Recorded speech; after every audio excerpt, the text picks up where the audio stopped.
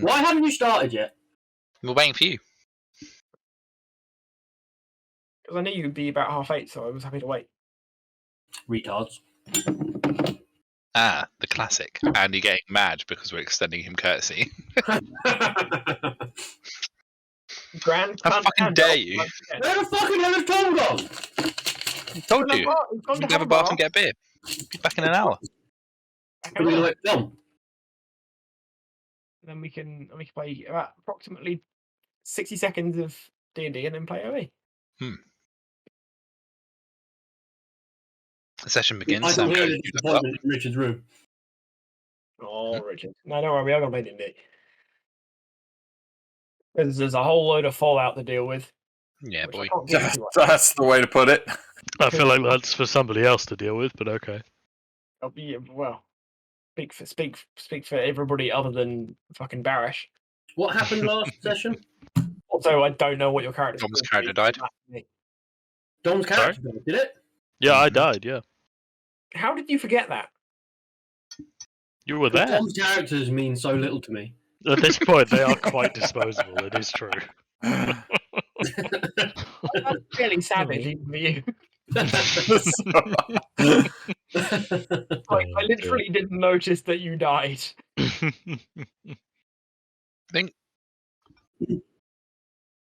Yeah. At this point, it's less worth putting the time in, you know. Actually, technically, they've been living longer and longer, so... Yeah, actually, your characters are actually living exponentially longer each time. That's true. If I keep this up, eventually I'll just be able to make a lich character, so problem solved. Yeah, your 5th character is going to survive the heat death of the universe. I'm sorry, Dom, but based solely on character art, I really don't like your character. It's a smug That's smile, fair. isn't it? It's a very smug smile. It is a nice and smug smile. So, Dom. Yeah. How do you feel about the fact that I am fully intending to call your character Barish? I've accepted my fate, I'm glad. and there is nothing I can do to stop you, so, so here we Your are. character will literally never be able to die because all the enemies will be attacking Barish, not Barris. That's true. Barish will die a horrible death, but Barris will live on. I'm glad you've accepted your fate. Yeah, yeah. How disrespectful of Sam to not I know. name a character what the player has named the character. That's what he did with Buy Backup. But I did actually appreciate the change. It was good. Wait, what are we on now? Upper Cuntius Big Bunch? No, Mungo. It was Nimble something. You changed it to Nimble Weed. Did I? Blaze it. Good memory there, Sam. Well done. Mate, I've been in the pub. Again, Dan's Sam's character's meaning so little. I mean, he's a backup that hasn't existed yet, so. Yeah, I was that's going to fair. say, like, what was his original name? Oh, Tom's back. Oh, Hello. good forecasting, Thomas. Yeah. Good forecasting. At least he announced his return. Yeah, I'm so glad he told us so we could carry on with that when you arrive back. Sorry? That was a very quick path. It must have only been about a centimetre deep. I just rolled in a puddle outside. It's normal for Tom only being a centimetre deep. Way. Oh. Oh, Tom, was it a nice dirty puddle? Yeah. That's no way to talk about Sarah's foof. Yeah, and then I rolled in some fox shit. A dirty puddle. We're awful people. Say what happened there. And Andy saw a line in the distance, and rather than walk towards it, he just fucking catapulted himself across it and way over the inside. It was good. And he was like, "Oh, there's a line over there. I fancy being 5 million yards beyond it." Oh, all right. I need a bottle and then I'm leaving. Oh my god. Tom, are you camping tomorrow? Probably, yeah. Neat. Oh, all right. I got a bottle opener, I've got a beer, and I've got a bunch of fucking morons to inflict pain upon. What the fuck? There's a wasp here. There's 2 wasps that between them have been able to open a bottle of Fanta.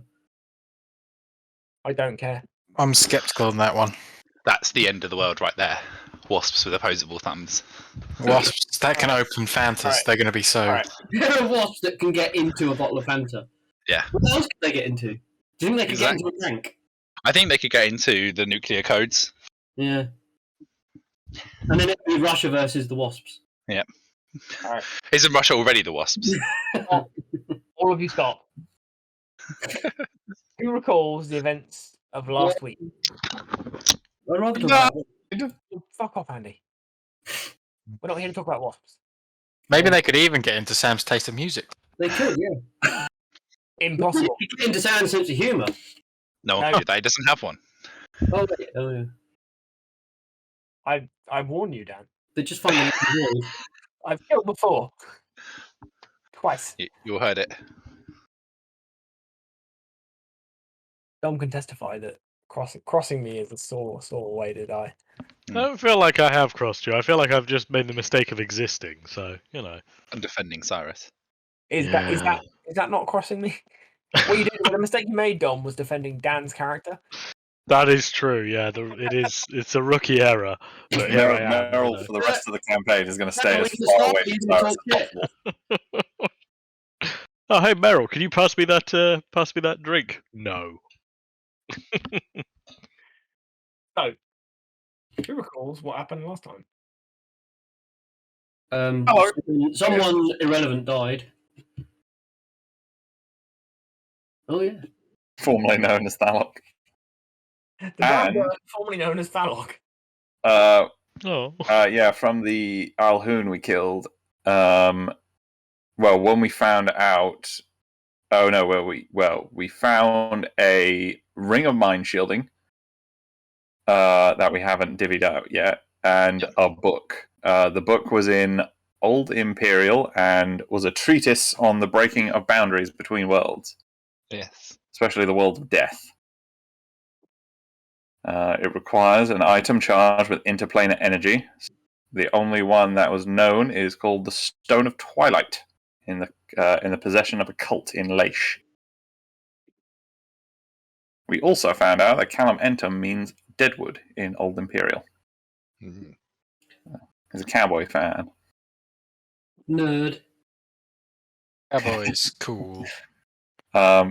And yes, Thalok died, but we found out that there's a guy in town who might be able to bring him back. Did you write all this down, Ed? I keep I'm notes. someone did. I've got notes for each session. Have you? Yeah. They're physical notes as well, aren't they?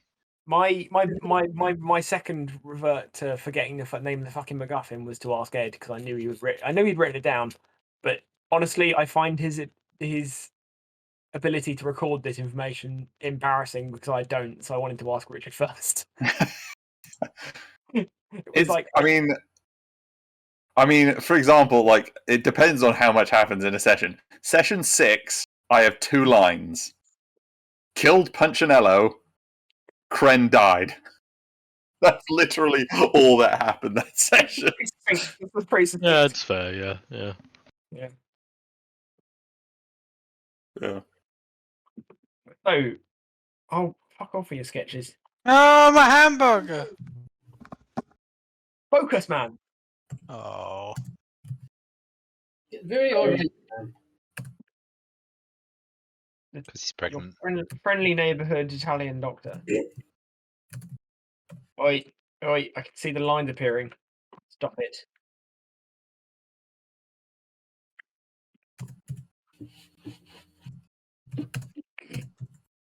Has confirmed that he believes there Glowing is brain, you can't see it. capacity within the city to bring your friend back. Yes. So we're going to take our jar of Thalok to see if we can get it Yeah, Meryl's already revived. started hopping off. He suggests that you've got there's a solid option and there's a backup option. Right.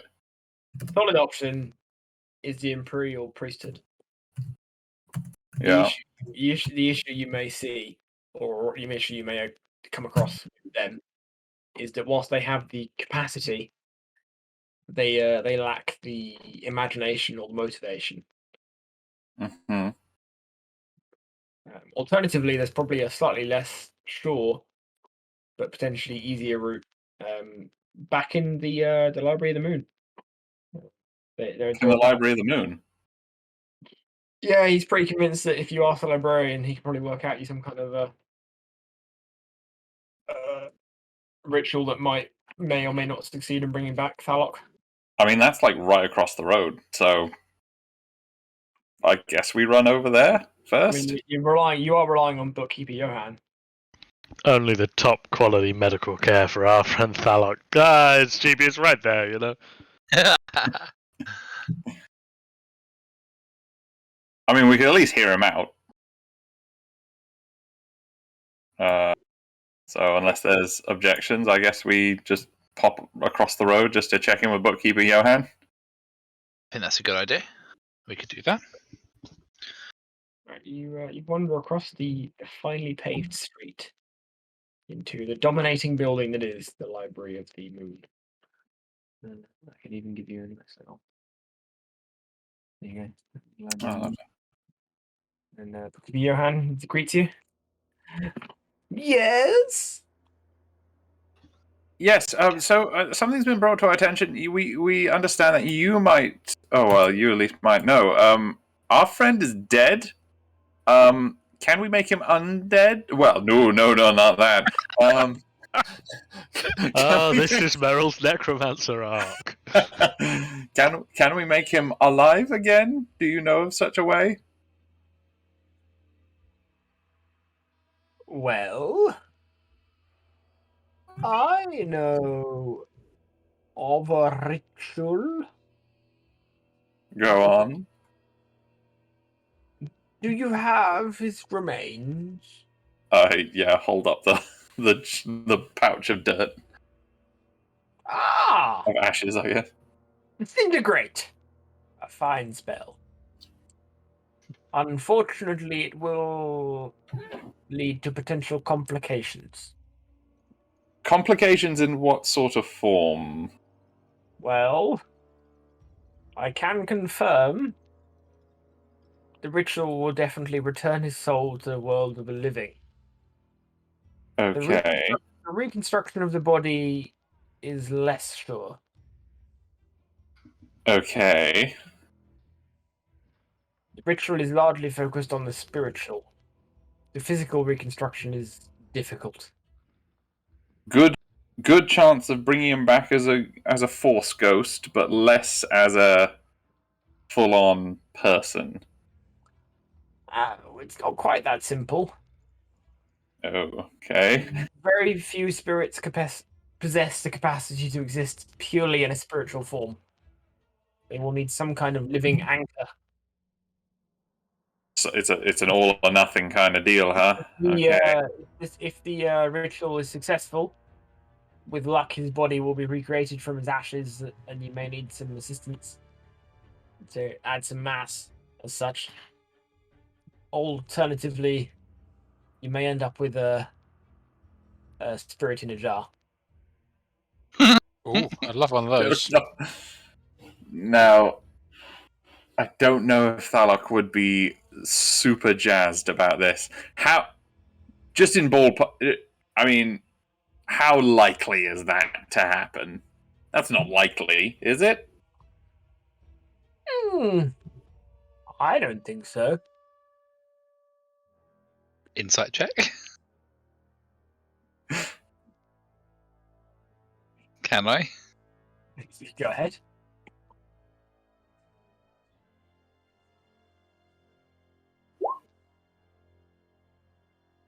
Not bad. So, Cyrus, you from your insight check, you're of the understanding. You get the impression that bookkeeper Johan is pretty confident that something's coming back. Like this, he seems unfazed. He doesn't seem that worried about the whole body situation. I'm gonna whisper into Meryl's ear. I think he's telling the truth, but I don't think he's that concerned over the physical. I think he's just thinking about the spiritual only. He seems pretty game. He seems up for it. Oh, that's good. Well, that's good at least. He does confirm. You know, ultimately, like whatever you do is not going to be an irreversible change. I was gonna say, could we put him in a golem? Like you're not. The ritual isn't designed to trap the spirit. We're gonna do a full fucking So we can always kill him again afterwards. Full Metal Alchemist on him. Just fucking let him go. Can we put him in a goldfish? True He confirms polymorph him. if the spirit's gonna have any involvement in a life form, it needs to be, in his words, a higher life form. So something with the ability to remember more than about 10 seconds in the past. Would Goldfishes confirmed It would actually be have like longer that. than a 3-second memory. They can I actually don't remember quite care. several weeks. if this doesn't Actually, work, in D&D world, only have a 3-second memory. if this Exactly. doesn't work, do we only have one shot at this? Not at all. Oh, Inside check. It is not adhere to a significant living body. It will be free to return to the land of the dead as it wishes. He okay. appears to And then we could potentially try, and then we would still have the ashes. We could try again. He appears to be confident in this. Yeah. So provided the spirit doesn't adhere to any living body, it should be fine. You can retry as required. I look to the group and I look for some. Any? Are we down for this? Yes.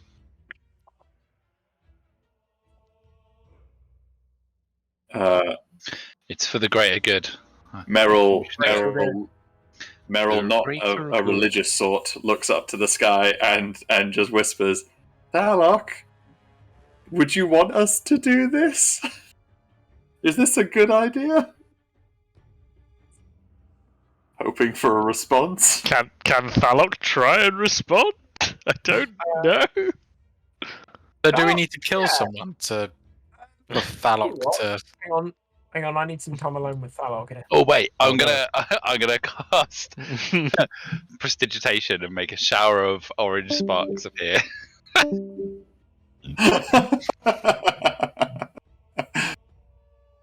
Yeah, I'm just trying to get a vibe of like, no, don't do it. I really like my new character.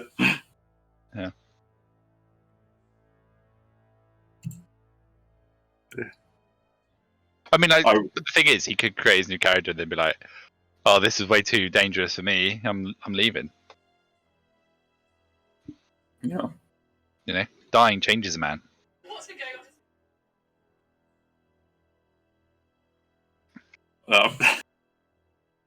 I mean, it sounds pretty good. Like, it doesn't sound like a bad. As long as Thalok's not going to be all moody like Jon Snow. I mean, Jon Snow was murdered by his friends. Spoiler.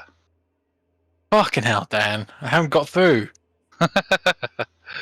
If you know that, then I bet Andy hasn't seen it though. I don't think What? Andy cares.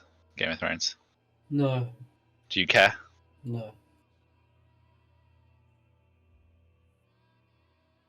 It's always the good thing about Andy is 90% of the time he doesn't care. Sorry, You're, Richard. you're quite correct, Dan. Hmm I'd go so far as to say that Andy doesn't even care about this current conversation. No, Meryl slams the ashes down on the table and just looks at Bookkeeper Yo and says, "Do it, nerd." Says the fucking nerd. Yes, that's the fucking wizard. Meryl hitches up his tighty whities and says, Pushes his glasses up his nose. readjusts his Undoes his pocket wedgie. protector. Readjusts his retainer in his pocket and his pocket protector. Yep. For his quills. Let's do this. I'll give you your hand says, very well.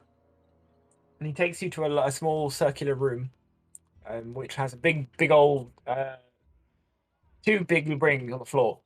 And he has you put the jar in one, and he has you all stand inside the other. As long as you're inside this ring, that will prevent the spirit attempting to attach to any of you. Good to know. I push Meryl out of the No, I'm kidding. And he spends a And we're good sharing a while- character now. He spends a good while running from the room next door and putting shit in little smaller circles that sort of make up the outside circle that you're standing in, and the other one and random bits and bobs, all sorts of shit. It's like claws and the occasional feather and a bit of oil, some powder. It's all sorts of fun shit going on. decidedly Yay. archaic and arcane. And then eventually he chants in a low guttural tone, reading from a big book. And his chant slowly builds in drama. Can we have some of this chanting, please, Sam? The best you want to get is oh, it's John Barker. And he gets all pumped, and he's proper. This is a little old man getting really excited and jumping up and down. And then with a great Johnny clap along to it. with a great flourish, he throws a little pinch of the dust that's come out of the jar into the other circle, and just shouts Thalok! Pocket Thalok. And in front of you, you see a large spiritual figure rise from the ground out, straight through the jar of ashes. And it's a fairly decent spiritual approximation of Thalok, but it's kind of like you're looking at it through like misty glass. Like the edges are all a bit blurry. But it's definitely, you can recognize it size and shape wise. You're like, yeah, it's vaguely the right situation. And the ashes, the jar shatters into tiny pieces like dust. More dust, and the whole thing kind of swells a little bit and starts to make up like the form of some kind of legs and starts to build up a bit, and then it gets to sort of his thighs, and then it starts to shudder, and it shakes a little bit, and then it collapses in a heap. It collapses in a heap. Oh. Yeah. And the spirit looks around frantically, and then looks at you guys, and like throws his arms out in like frustration. And then dashes through the wall behind you. Oh. And then from somewhere quite far away, you hear a small cry. What? Ah! Oh shit! Oh shit! I guess I chase after it. I chase after Thalok. All right, you chase after this. Well, he went straight to the wall, so you're gonna have to follow the door. That'd be like my best approximation of. Chase after but the. you dash through back out the room into like there's a little antechamber, which is clearly where where bookkeeper Johan spends most of his free time sort of reading books and whatever else. And then you go back. You go through a side door there, and there's like a little dormitory, and it's a long corridor with full of rooms. And there's one door open at the very far end of the corridor. And there's about 8 doors before that, and they're all closed. So there's one that's open. So there's a long corridor. There's Yeah. 9 doors all on one side, on the right hand side. Yeah. And they're all closed, other than the one at the very end, which just stands open. I guess we run down to that one to see if there's anyone in there first. All right, you charge down in the corridor, and inside the room you see a small, confused looking halfling. Halfling.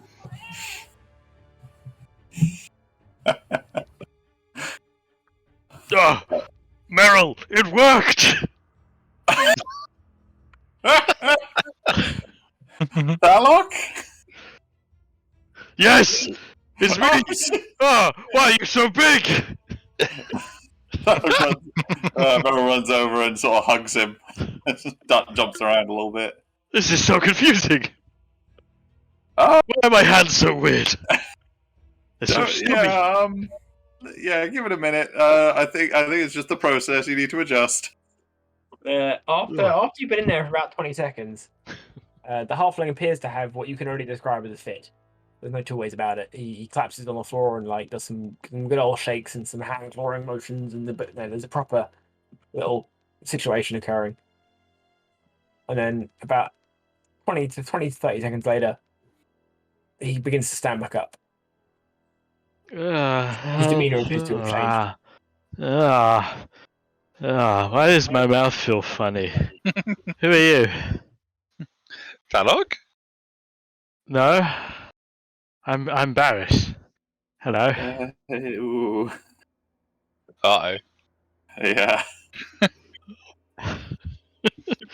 Let's go. I was taking a little sleep, Oh, okay. And, After he just starts to get up and look around, Bookkeeper Johan comes in and says,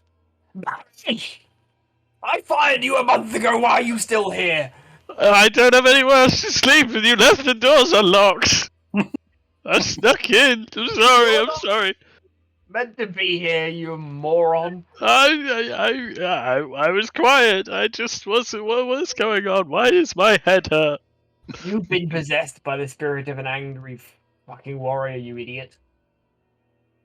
He was What? very angry. What's going on? I just wanted a place to sleep. I'm so sorry. Alright. It's not going to hurt him, is it? Why do I feel so angry? Bookkeeper Johan turns around and says, I don't fucking know. You stuffed the spirit of a fucking Goliath into a halfling. Alongside his existing spirit. I'm sorry. I didn't. I just was hiding here. I didn't want to. Hello. What's going on? Bookkeeper Johan sort of scratches his chin for a bit, and then walks up to Barash and just gives him a really hard slap. Okay. After he slaps Barris, I would like to rage Oh no! What? and grab his hand, and then shout, "Don't do that again, old man!" Uh-oh. Bookkeeper Johan is intrigued. But appear the anger brings out the Goliath.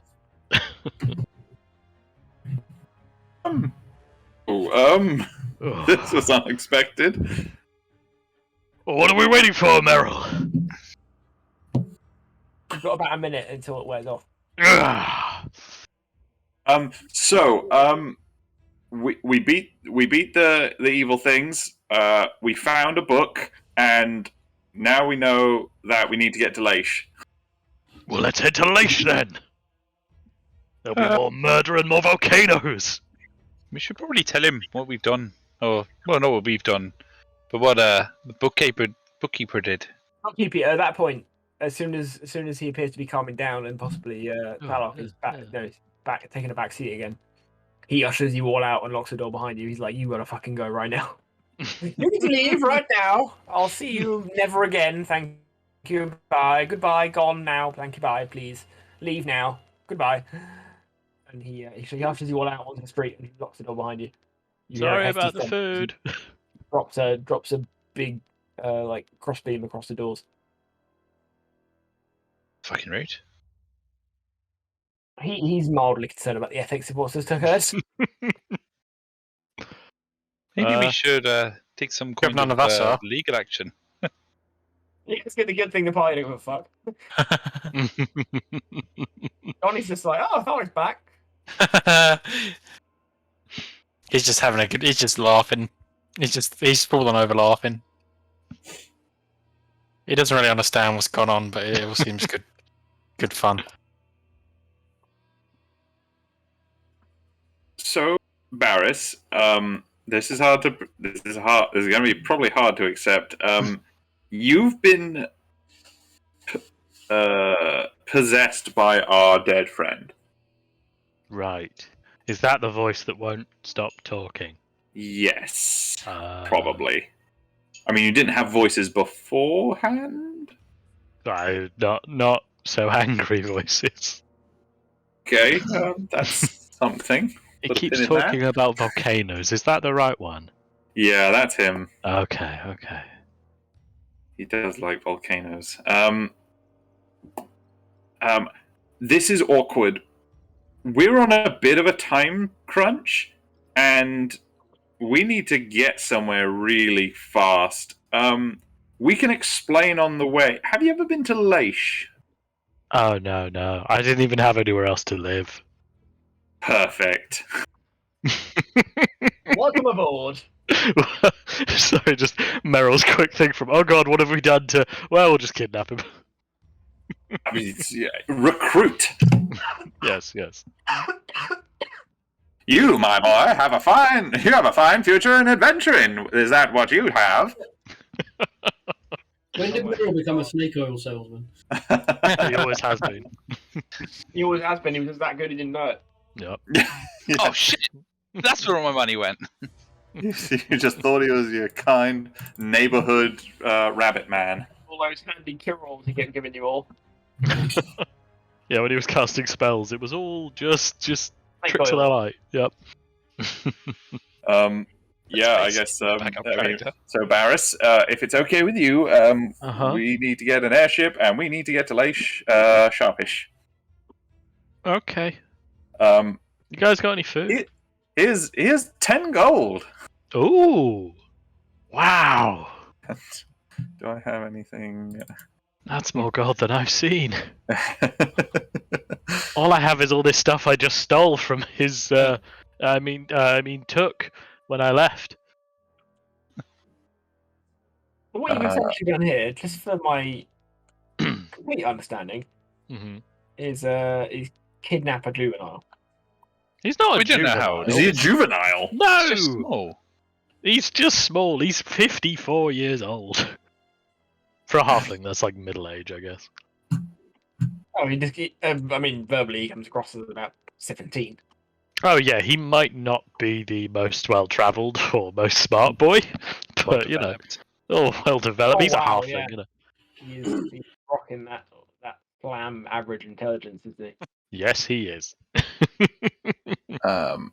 Take those. Take For a away that librarian, though, he is particularly buff. He is. pouch of Thalok's ashes. Let's get rid of that. Yeah, there you go, Dan. Did you have Barbarian in your list of potential? Not even close. Yep. That is amazing. Barbarian, ancestral protector. Mm-hmm. So I guess we swing by the house just to like fill in Uncle Darian and Salvaggio, just to let them know that we're off. I guess, unless we wanted to stay here for anything else or do anything else here. No. No. All right. Hey, this is everyone calls He's this a coming with you kidnapping. willingly. I'm just like.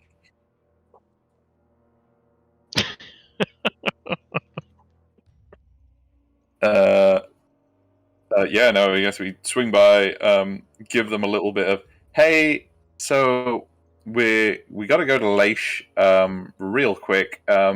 This is Barris. He was, Hello. and also Thalok. Complete clarity. Unfortunately for you, Dom, I'm Yep. going to deny you the ability to rage on a bonus action. You What? will need someone to slap you. Yeah, okay, that's fair. Yeah, Can he slap himself as a free I'll action? need slapping yourself in a pinch. Yep, okay. But I won't accept the bonus. You can have a free action to slap yourself, but you cannot have a bonus action to rage. That means I can rage as a free action? Yeah. Okay. I just have to slap myself. In the grand scheme of things, it makes very little difference. Yeah, okay. I'm into it. Alright, cool. But it's more, just to justify, Barash can't like consciously choose to rage. He has to be motivated. Yeah, I guess we, Calaventum's fucking moves quick for a fucking skeleton, so we don't have a way of. Oh no, we did teleport here before, didn't we? Can I get an insight roll briefly from anybody vaguely magical briefly? Yes. Do I count as magical? You're a barbarian, you don't. Yeah, fair. I'm not very insightful.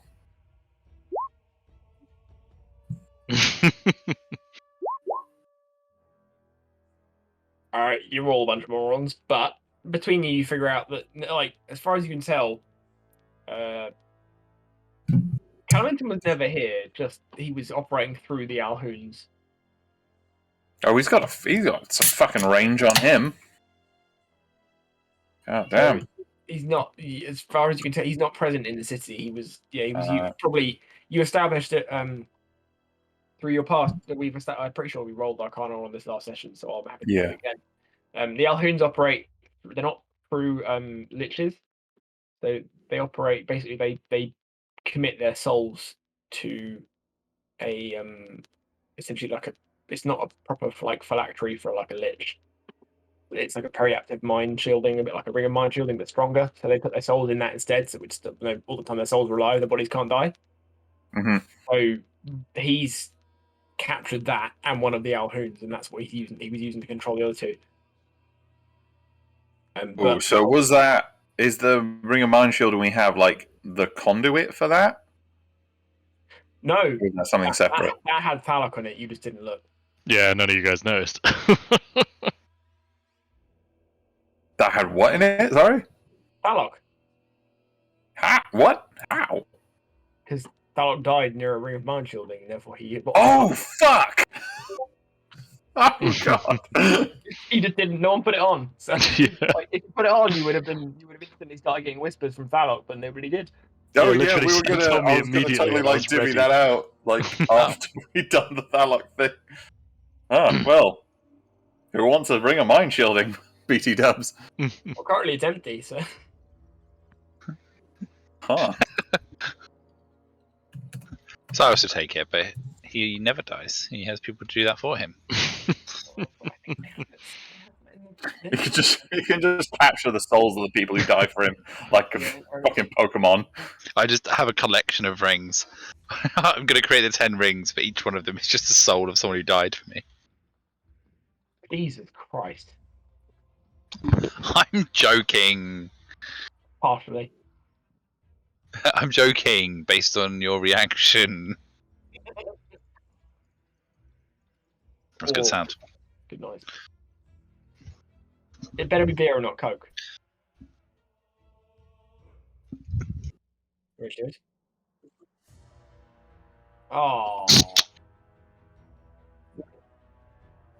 Getting old, buddy. Society getting old when you. Alright, sweet. So Cyrus has the right Ring of Mind Shielding. Oh, do I? I mean, Oh. yeah, if you want it. I don't mind it. I'll take it. Yep. Well, so just in case Cyrus dies, we know we've got a backup. Yeah. Alrighty, cool. This is almost more troubling because it means that Calimentum could be theoretically already in Leish. In some fashion or another. Yes. And I wouldn't put it past him to be able to teleport. Is there any way that we can teleport? Because I think, looking at the map, how long it took us to travel just from like Morothius to Quirinus took a little while, and the distance between Navarra and Leish is quite a ways. Alright, you head back out into Navarra. It's not. It's a long way. Naxor is able to tell you that there's relatively minimal trade between the Imperium and Leish. Like, it's not a common airship route. You're probably going to have the only airships that go there go from Leish to Tallow because they can avoid crossing over Augsburger or the Hunter Mountains. Mm-hmm. The Goliaths of the Hunter Horns have a nice, pleasant habit of shooting down anything that flies past them because it's fun. So yeah, the Hunter Mountains are generally a bit of a no-go for airships going north. So as a result, the only real trade route out is via Tallow. Shit, that's even more. I guess, It is an established trade route because there's stuff coming out of Leish you can't get anywhere else. Yeah. No, I guess we try and find an airship to Tallow. Unless everyone else has a different idea. Could You guys walk. clearly have lots of money, so you know. To find lots of money, you know. You just gave me 10 gold out of nowhere. Are you kidding me? There's a lot of money with you guys. Yeah, we have like 20 gold total. We gave you half our savings. Wow, you are generous. You really Do you that want naive? Pardon? You really not naive? He's meant got to a be? 10 in wisdom. Okay, I concur.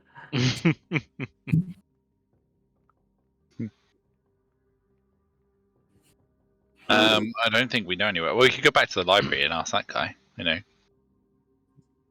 Well, Yeah. so I guess he lets us back in, or we might go to the constabulary.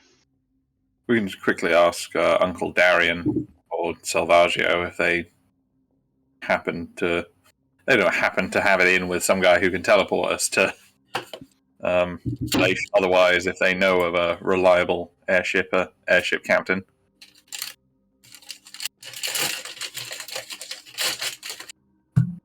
So you head to Salvandio and Co. Mm-hmm. And Salvaggio is desperate to be helpful. He feels mildly responsible for what happened with your bud. Seems fair. And he confirms he's not able to help you get to Leish directly. That's Leish don't operate teleport circles. Yeah. Oh shit. Yeah. Teleport circles. Isolationist. Yeah. Fair. See Naxor. But he can get you to Talo. Talo's was previously part of the Imperium. It's an established travel route. So he can teleport you to Talo with relative reliability. Yeah. From where you should be able to get a airship. Cut down a lot of time, I guess. So Talo's a long way from where you are. That's a good bit of progress. Yeah, definitely. Yeah. He asks if you're all ready and happy and good to go. Yeah. I think so. With very little ceremony or ado, he asks you all to stand in the teleportation circle, which is in the sort of a side room from his little office room where the big table is. And he teleports you to Talo.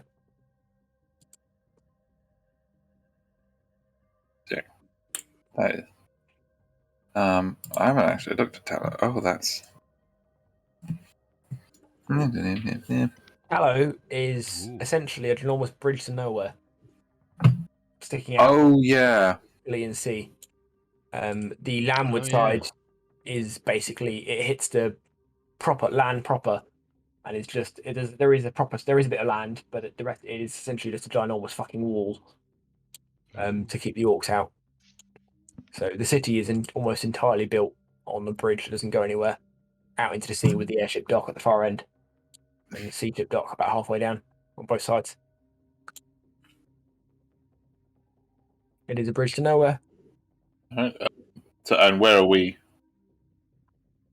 So you've appeared in the airship docks. So basically next to there's a permanent teleportation circle in onto one side on the airship dock on the very end of the bridge.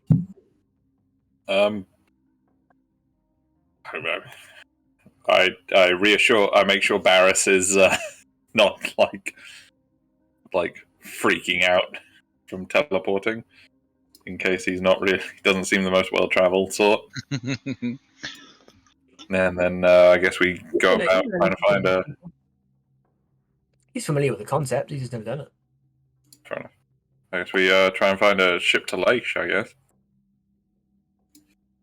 Are we going to explore Talo, get resources, or anything like that? Oh yeah, is there anything that anyone needs or wants or?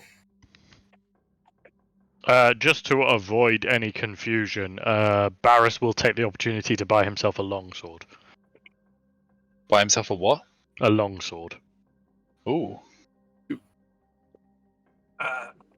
Feeling we've. I've started myself with got one of those. If we've got one of them lying around, he'll just knocking around. Yeah. I'm wielding one, but it's quite a good one. No, that's fine. Keep yours. While you're discussing who's wielding what, I'm going to go pee and get a drink.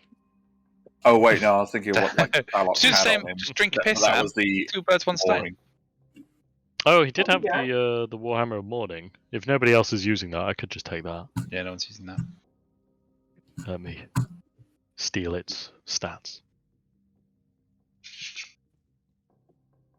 It's actually less damage than a longsword. Oh, Why wait, was hang on. Thalok using it? A Warhammer? I thought like Warhammer was like the equivalent. Hang of on, it. it's because I was one-handing the. Let me just check very quickly. Does 1d8? What if you two-hand a Warhammer? Does it do 1d10? I'm pretty sure So, it does because that's what I was doing with Groz. Oh, okay, yeah. Cool. Let me change that. what's a D? Any weapon that's a D12? Great I think axes. so. Are they? Oh, yeah, okay. I'd say Great they are pretty axes. great. They are pretty great, yeah. Yeah, Great Axes is 1d12. I think Great Great swords are sword is 2d6. Yeah. Well, The that's better. maul is 2d6 as well. A lance is 2d12. Oh no, sorry, 1d12. Okay, I was going to say, what the fuck? Give me a lance. Yeah, but the lance has disadvantage on 5-foot range, I think. That's it, isn't It does it? have Yeah. reach though. So, But you lose. I think you lose the disadvantage. You lose the disadvantage if you're mounted. Right, let me Oh, turn yeah. off whispering to the DM.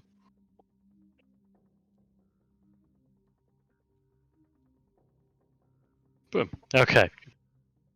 He's got Thalok's Warhammer. Good. Oh, it's slashing damage. Which. Good lord. So we've now got a halfling wielding a fucking anchor. Yeah. All right, standard, to be honest. But sadly, he has strength stat, so he can do what the fuck he likes. Well, I can't wield anything bigger than this. Oh no, he can't wield large weapons. Can he? Yeah, he can't wield large weapons. So yeah, or he can, but it gives him disadvantage. So. Diddy boy. Yep.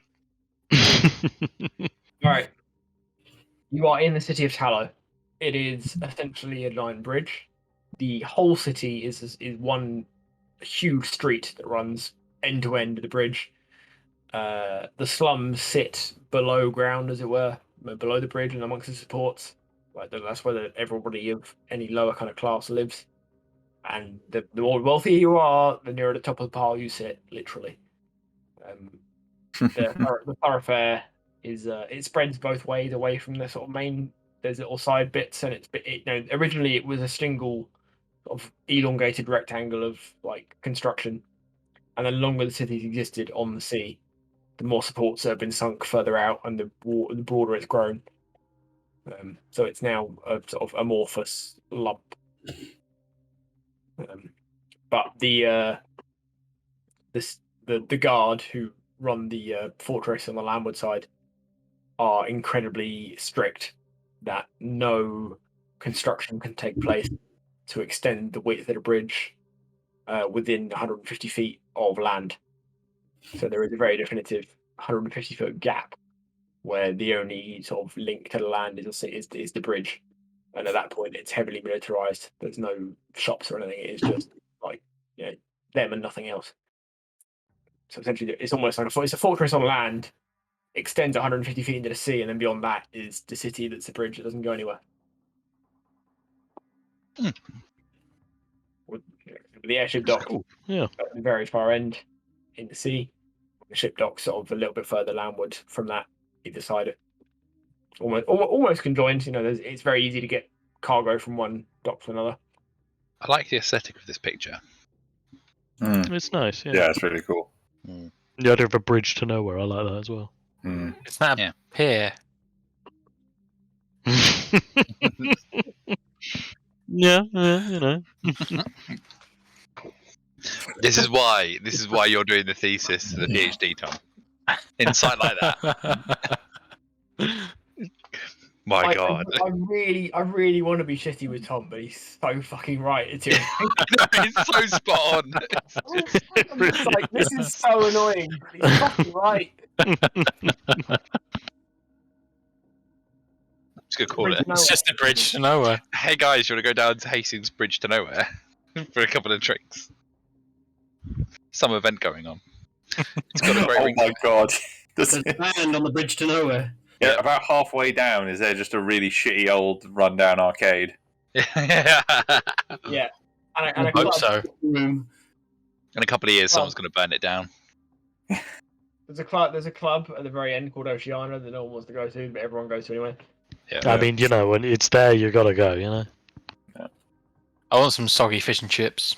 it's carpeted for some reason. And a shit expensive ice cream. Yeah. And the least alcoholic cocktail you ever had that cost you so much money. And millions and millions and millions of seagulls. And millions of tickets that you can win, and you can get a pencil topper with them. Oh yeah.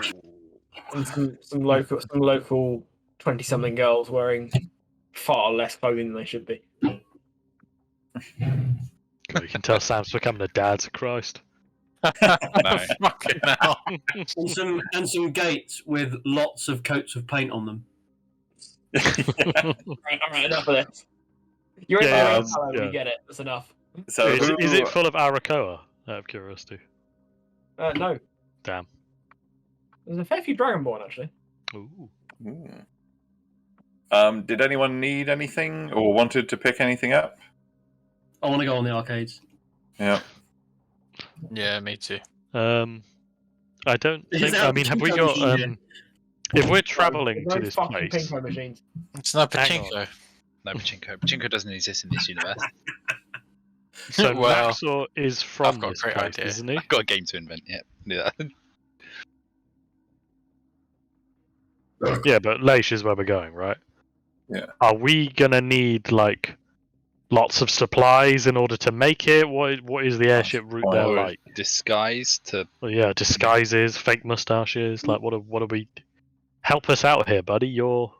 Oh yeah, is there anything that'd be helpful to before we go to Leish? Yeah. I'm expecting you just to redirect this question onto Sam, but you know.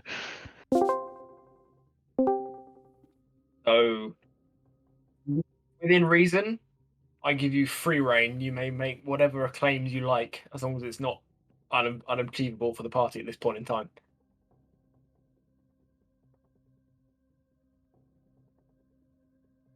So, but what are they disguising themselves as? Yeah. So is it? I mean, the whole city is not one big cult as such, is it?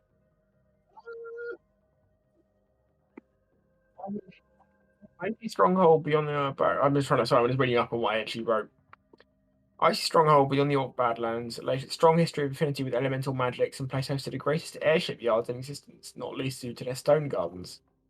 Using methods strictly guarded, the warlocks of Leish have methods to take stones from secret caves beneath Leish and enchant them in such a way that they float. Sky stones heavily relied upon for Leish's defensive fleet, however they lose their buoyancy in warmer climes, and as a result are limited to using the cold regions of the north. Leish is a democratic duchy with a duke being elected for life from noble families. The city-based placement is chosen by a democratic election. Yeah, so there's no specific reference to cults, other than obviously you and your backstory. But yeah, I mean, as far as I'm concerned, you could make them all wear fucking moustaches. I don't care. Or they'd all have to bring a pound of fucking salt or something. Whatever you feel is amusing at the time.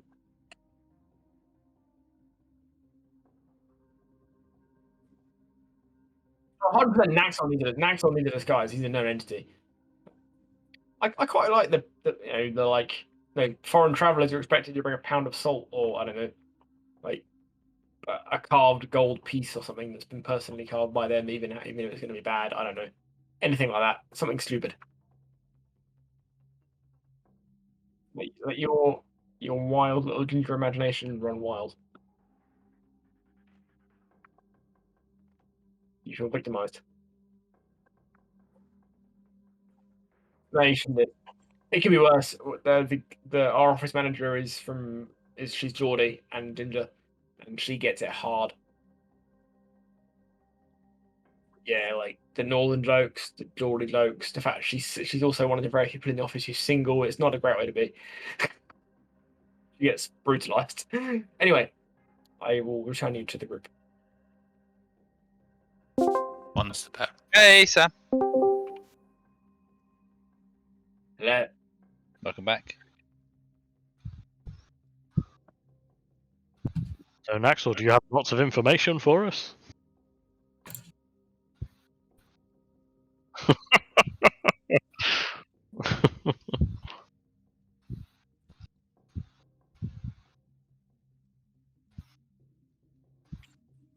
Mm-hmm.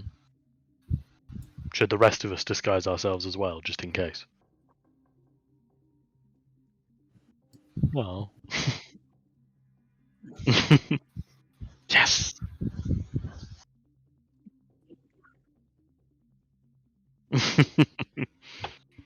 I'm going to dress up as Baxor. It's an old man who's been stooped quite a lot. I'm going to dress myself up as Snacksaw, who's really fat.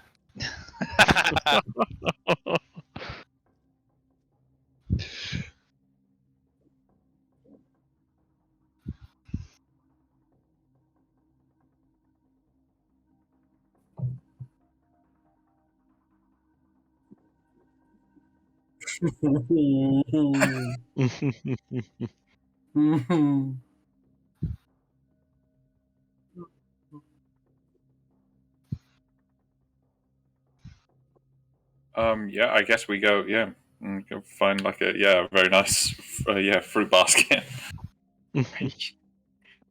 You go wandering from the airship docks, and almost immediately you walk into a market. That's Food very market, clumsy of lots of us. stalls, all sorts going on. And very quickly you start spotting a very particular kind of stall. They've got some like a little bundle of they look like quite large chilies, but they're pure white. Drugs. They're hanging in Don't little take 'em. bundles, like tied together at the top by the stalks from the top of these shops, and for sale in said shops that you can get. There's a little basket full of these white chilies, ice peppers. But other than that, there's big old fucking fruit and veg hampers. Like 100%, these guys they got the customs, and they know that there are people going to Leish who need to be able to provide these big old hampers on arrival, and they've cornered that market, so they're offering them for a preview. Yeah, I guess I make sure I grab a hamper.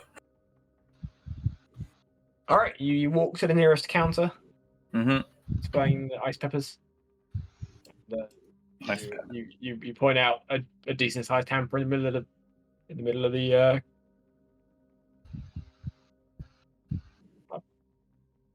thing. Like the words are hard. Sam's having a stroke. Ash, Sam's having a stroke. Ash. Ash is in Southampton. Oh shit! Does that mean I have to start Shout louder. shouting? You have no power here. Oh dear. And yeah, in the middle of the stall, there we go. I got there. Yeah. And yeah, it's a big old hamper. It's got a bit of fruit. It's got some exotic looking vegetables. You're pretty sure some of that shit's from like well beyond the Imperium. You know, you're talking like elephant fruit from the coastlands. And you got a bit of you got some parsnips from Rialto Bay. It's all there. It's a vibrant basket. I know, this sounds lovely. Everyone likes a parsnip.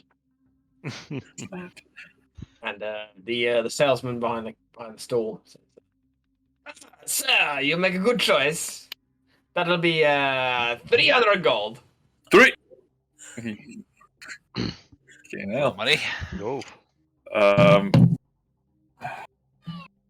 I mean, Meryl's not one to haggle, so he's not good at haggling. So he just gives him the 300 gold. Oh my god! Jesus. Meryl just assumes that must be a fair price. Is anybody else present? Yes. I object. The DM is like, this is bullshit. You're getting swindled. Cyrus steps in and just like 300 gold. He's like 300 gold. That is outrageous. Outrageous. How much does that cost you to buy? Like 20 gold? And upselling it to 300? Unacceptable. I won't pay any more than 50.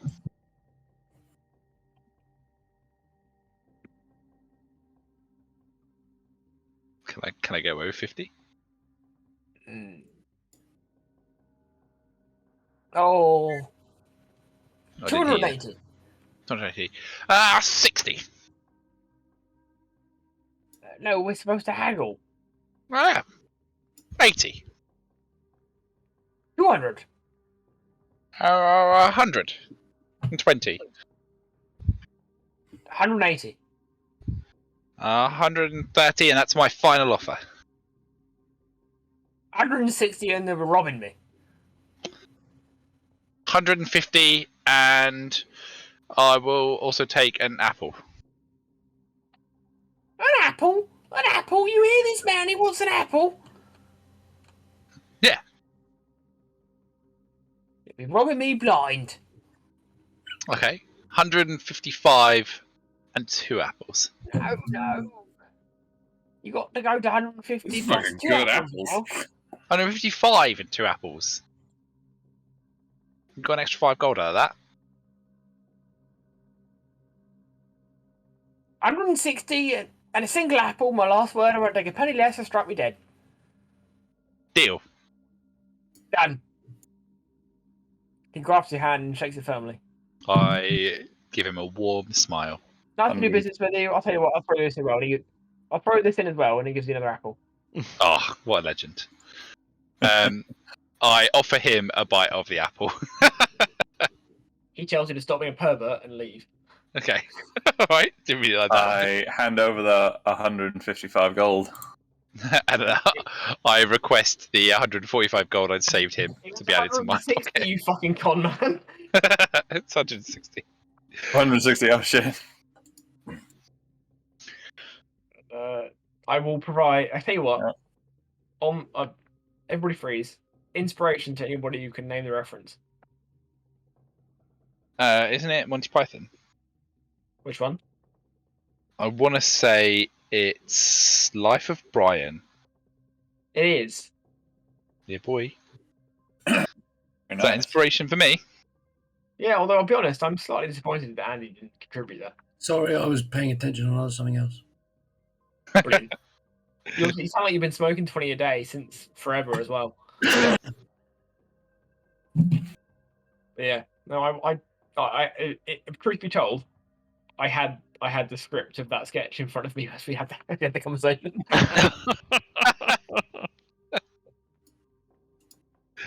I will put in my inspiration and probably forget about it until 5 sessions from now. As last time. All good with me. All right, you've gained your hamper of fruit and veg, Excellent. which was definitely a planned thing. Cyrus is now eating said apple. Crunchy. There you go. I All right, put the hamper in without the further pineapple. ado, you head to the dock, and with relative ease, Thalok being the only place that Lace really trades with, it's not that hard to find a ship. But the ship you do find, you're quite pleased. It's a sturdy looking ship. You know, the York Badlands are not a place you travel across lightly. Heavy The footed ships all the that way.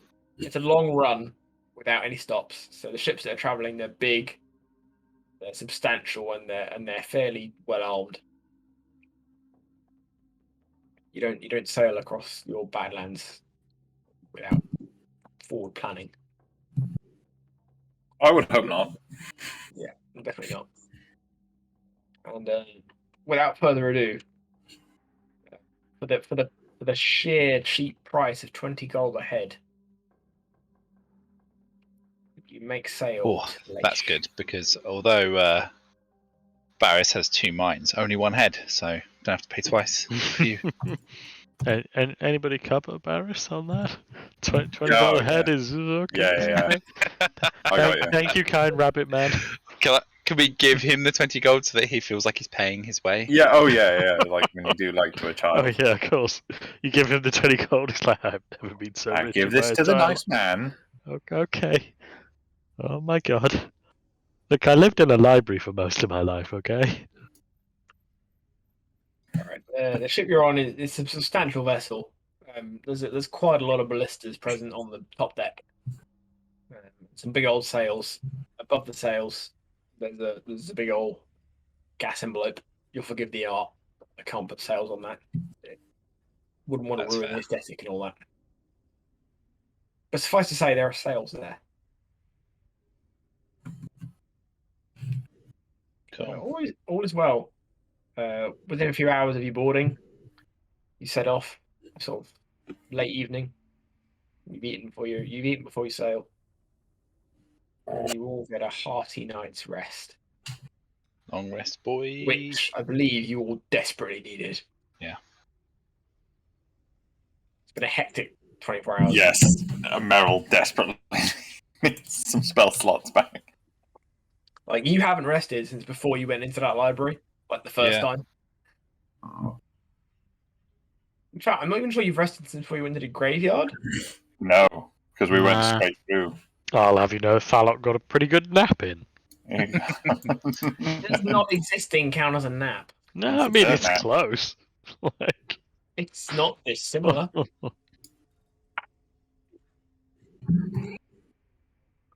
Honestly, that's more scary.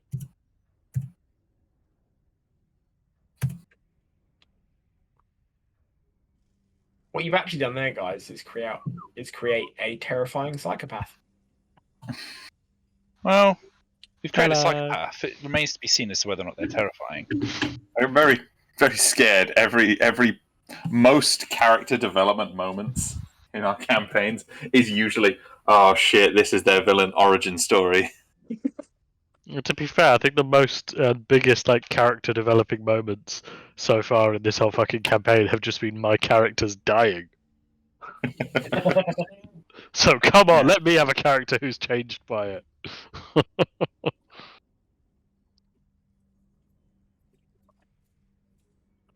Oh, lovely. Oh, yum, yum, yum. It's lovely, lovely spell slot.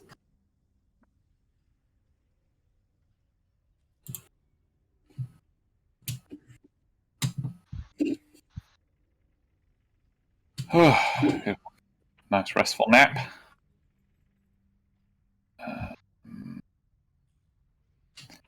What's in that thing? I don't think I have.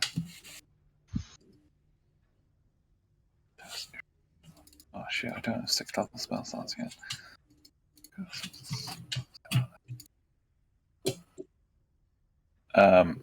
Whilst we're on the ship from 6 Thalok. level spell slots. Jesus. sorry, 6 level spell slots is insane. I would. Oh no, I don't have any 6 I level know, spell slots. still. I was just looking at some of the spell scrolls I have. One of them's a 6th level. Can't copy it down yet. I was gonna, because I just dumped all the Alhoun's, all those books I found in the Alhoun's lair into my bag of holding. So I'm just having a little flick through a couple of those. Not that I'm expecting anything to happen right now, but just Meryl's just been idly thumbing through them. And poorly. I mean, But knowledge is power. This party has a very low hit rate for reading old books. Just saying. Historically, that's never ended well. Name one time it's ended badly. Yes. That's not this party. That's historical times. Okay, Literally this group. My campaign in this world. Yes, that's more accurate. It just ties into Sam's fear of learning. I'm literally a history student. You're not a history student. You're an You ex haven't been a student at best. for years. I'm a student of history. Aren't we all, as we did it at school? No, Yeah, because that's some of you true, don't fucking yeah. learn. Some of you are Wow. I think Wow. only Tom and I are students, technically, so, you know. I'm in the NUS. I'm closer to a teacher than a student. Oh, yeah, you are. Yeah, I literally teach university students. I am a white Cunt. collar. Yeah. See, I'm a white collar cunt who works with other white collar cunts. Andy is a white collar cunt who rules it over blue collar cunts. You're not wrong. No, it's Richard. We're just soft hand boys, okay? That's awful. That's really horrible. That kind of phrase is grim. Soft hand, boys. Oh, It is horrible. that's the worst thing. you Almost can as bad as you've got a pretty mouth. Like being said to you by like a prison guy. A big fat prison guy. All right, you're on your way to Leish. You're on a big old skyboat. Cool. You've been on board for a couple of days. All is Couple well. of days. Yeah, it's a long fucking way across the old Yeah. Badlands. You're talking 4 or 5 days, at least. 2 days in, the captain is getting a bit restless, and he says, "You inquire as to why he's upset." And he says, "There's no orcs. It's not right. There's always we always see at least a couple of roving bands of orcs near this part of the Badlands. We're crossing the heart of the Badlands between the hills and Waterburger. There's always some orcs, but there's none about. It's making me nervous." But Should now we tell happens. him that part of the reason there are no orcs is because we got rid of the orcs? You tell him that, and he sort of it's one of those like you tell him a story, and he evidently he's happy to humour you, but it's one of those really patronising moments where you realise that the person who's talking to you genuinely doesn't believe you. They think they know better, and you're quite put out about the whole situation, but you can't do anything about it. This seems- an angry fire barbarian in a flying ship seems like a bad like mixture. But the captain seems proper uneasy, but the day passes without event. You carry on to a third day. At this stage, you're roughly even with the word orc of Orc Badlands on the map on Legend Keeper. So you made it a good chunk of way Yeah. across, in roughly a straight line between Tallow and Ledge. Oh shit! Yeah. You made not the bulk of it out, and then come sort of mid morning of the third day, you hear it's a very faint noise. It's a long, you establish it's either a quiet noise or a long way off, but you hear a cry.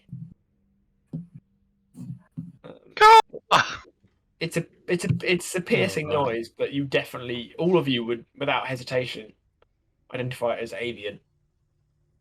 Uh, And you all look at the captain, It's a goose. and the captain goes, "White as a sheet." He comes. And the captain's like, "We gotta land right now."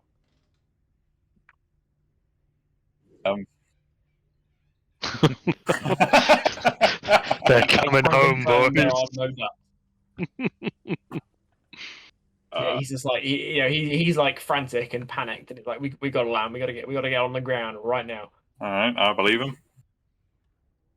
And his crew set to, and the ship slowly starts to lower. You don't travel that high. You're only over a couple hundred feet above the ground. The wind's stronger closer to the ground, so you don't turn up too high. But you head down, and soon enough you'll know as low as the airship will ever get without being in a dock, which is about 50 feet off the ground, 60 feet.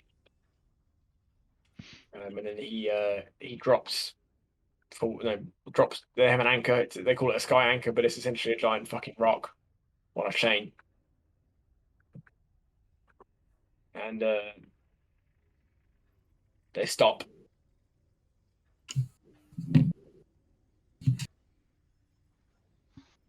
And the Is there any other noises? looking about.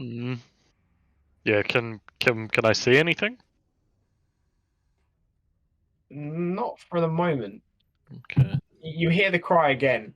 Hmm. It seems louder, but still relatively distant. But you're not really sure what the situation is with that.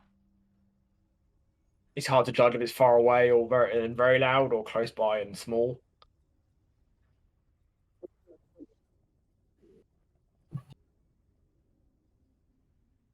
You roll me a history check.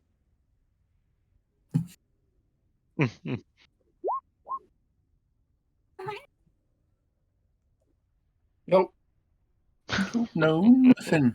Someone got Burb. That's as far as he got.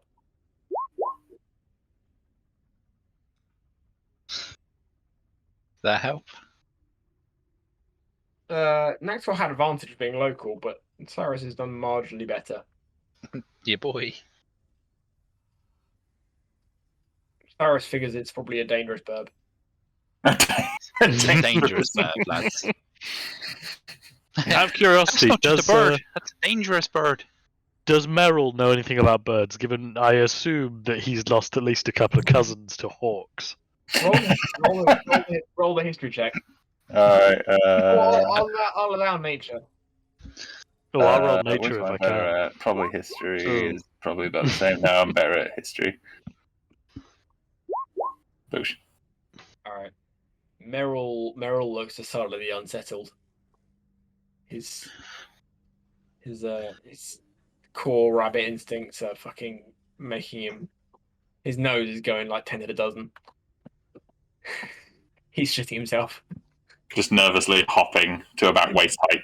Merrill, with no pleasure whatsoever, announces that he's 99% sure that the reason that everybody's cacking themselves is probably a rock. Oh. We should put those. What did he say? Can you smell? What the rock?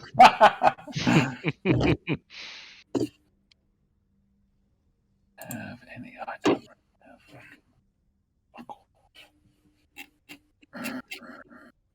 Oh, I didn't fucking prepare. Alright. Has anybody got any preferences to where they're roughly stood on the ship? Can I see the map? I'll take front, middle, or back. Middle. I'll go back. Oh no, middle. God, yeah. Barish is going middle. Yep. Cyrus? Cyrus will go at the front of the ship. Cyrus is at the front. Salomia will go to the back, so I can Back. stab this rock in the back, because that's how it's done. In the back. The rock is called the Stig. Yeah. Mhm. I'm going to shoot him in the back. Oh, we're rolling history checks. Sorry. Barish, Cyrus, Naxor?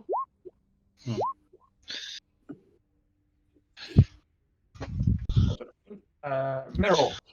Yes. Where do you want to stand? Front, middle, or back? Middle. The lower And decks. Donnie. Donnie will be middle. Also known as the poop deck. Mm-hmm. This is when he's. Don't get caught with your trousers down, Donnie. Oh no. Oh no, I got caught with my trousers down. Oh, great. I'm the only one at the Bigger back. than I thought. Oh yeah, Salumia's going to get picked up and fed to the rock babies. You know, Kevin Hart and that lot. Change my mind. I want to go to the front. Well done. All right. You are so the ship is currently land anchored. It's a big old rock. Not the rock, not the bird rock. Just a big I stone. can't smell what he's cooking. There's a big old stone on the bigger chain, and it's anchored. You know, it's enough to hold you steady. So Nice. you're floating a good. Mhm. You're about 60 to 70 feet above the desert. So we're not rock bottom. Are No, the you're not bliss- rock bottom, you're stationary. blisters loaded? Anything you just said lost meaning. Were the ballistas loaded? No, That's fucking pointless. well, they weren't expecting a fight. They were hoping that the rock would pass by without incident. It may yet still. Yeah, nothing's going to happen. It's a long way to the front of that boat, eh, Andy? Are we rolling initiative? Not Well, presently. I think maybe we'll be fine. So what are we Yeah. doing? Can we man these like ballistas? Potentially. Donnie is going to do something. Barris is gonna go over and try Just and go man below one of deck. these ballistas. I'm Then waiting I for it all guess. to blow over. Yeah, So right. he's going to Comes see from if this he can side. work out where the rock's coming from. Yeah, Meryl's going to do a similar thing with this one. yeah. Give it the people's elbow. Can I see where the rock's coming from? Sam? You can't see it currently. Okay.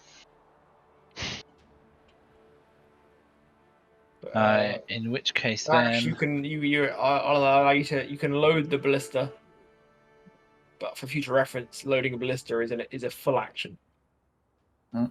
It's an involved process. You got to put your big old bolt on there. Are they preloaded at the moment, or?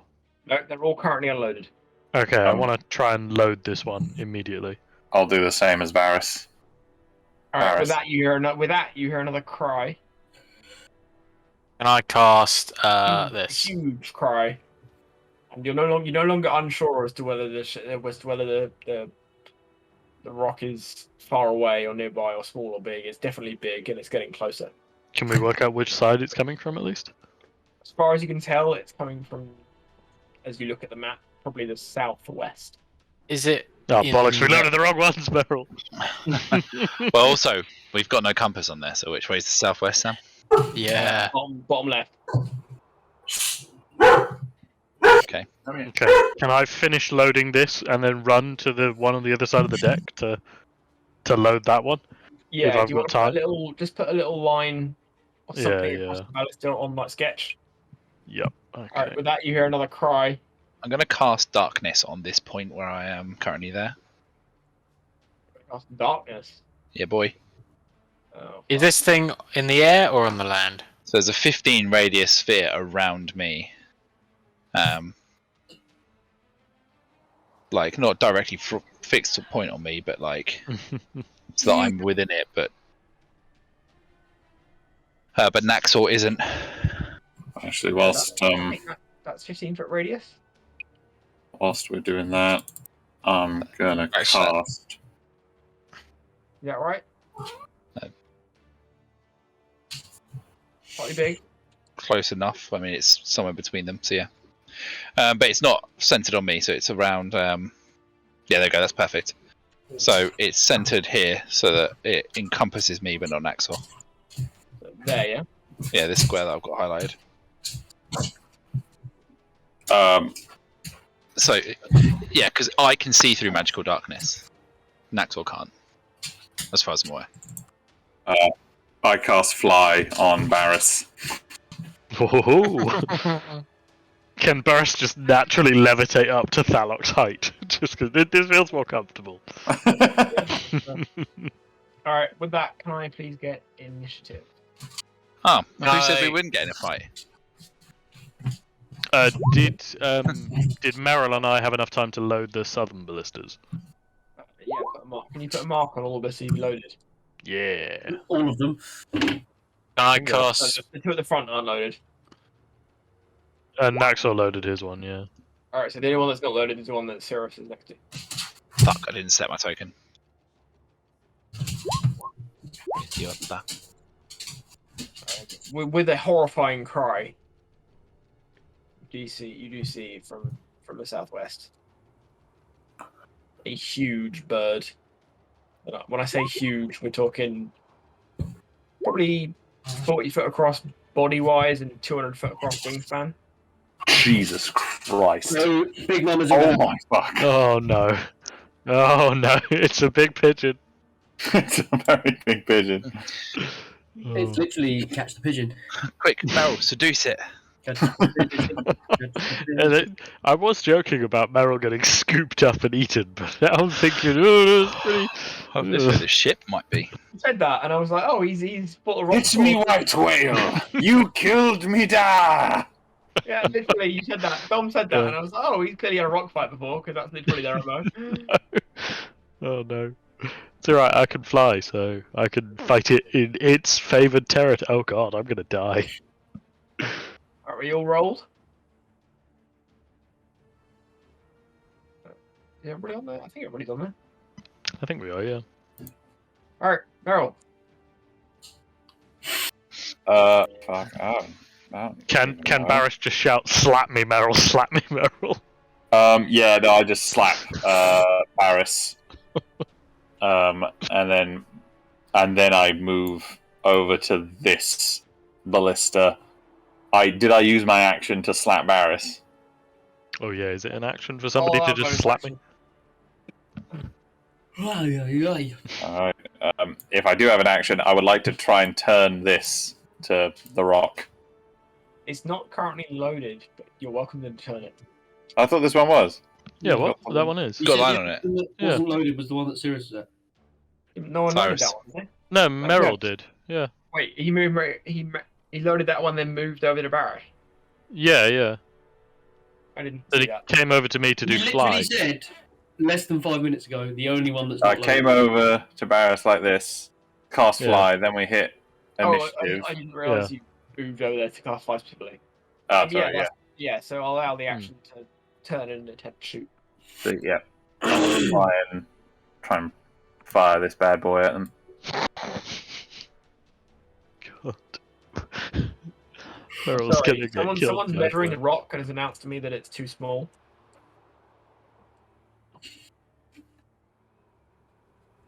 You fool.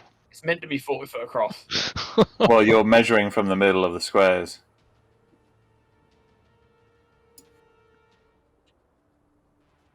There you go. Oh, yeah. What's that?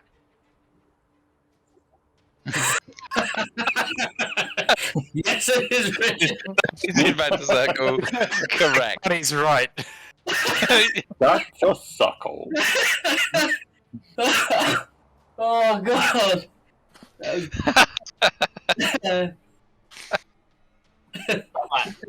All right, Meryl, Yeah.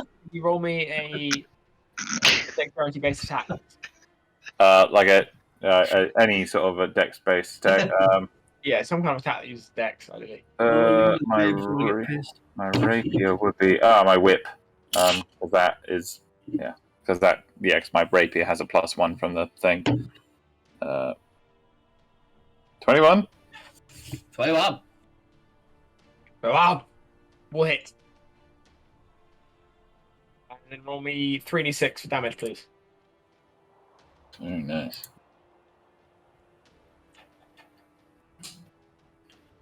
Could be better. It could be worse. If anybody could be bothered, that's the standard ballista damage. It's a dexterity-based attack roll with your plus proficiency modifier, with 3d6 damage. Cool. I'll allow your proficiency modifier to the damage roll too. Whatever that might be. Our proficiency is 3, I think, right now. You have 3d6 plus 3. Nice. So it's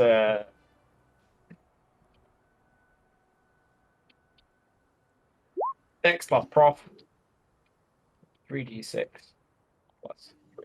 There you go.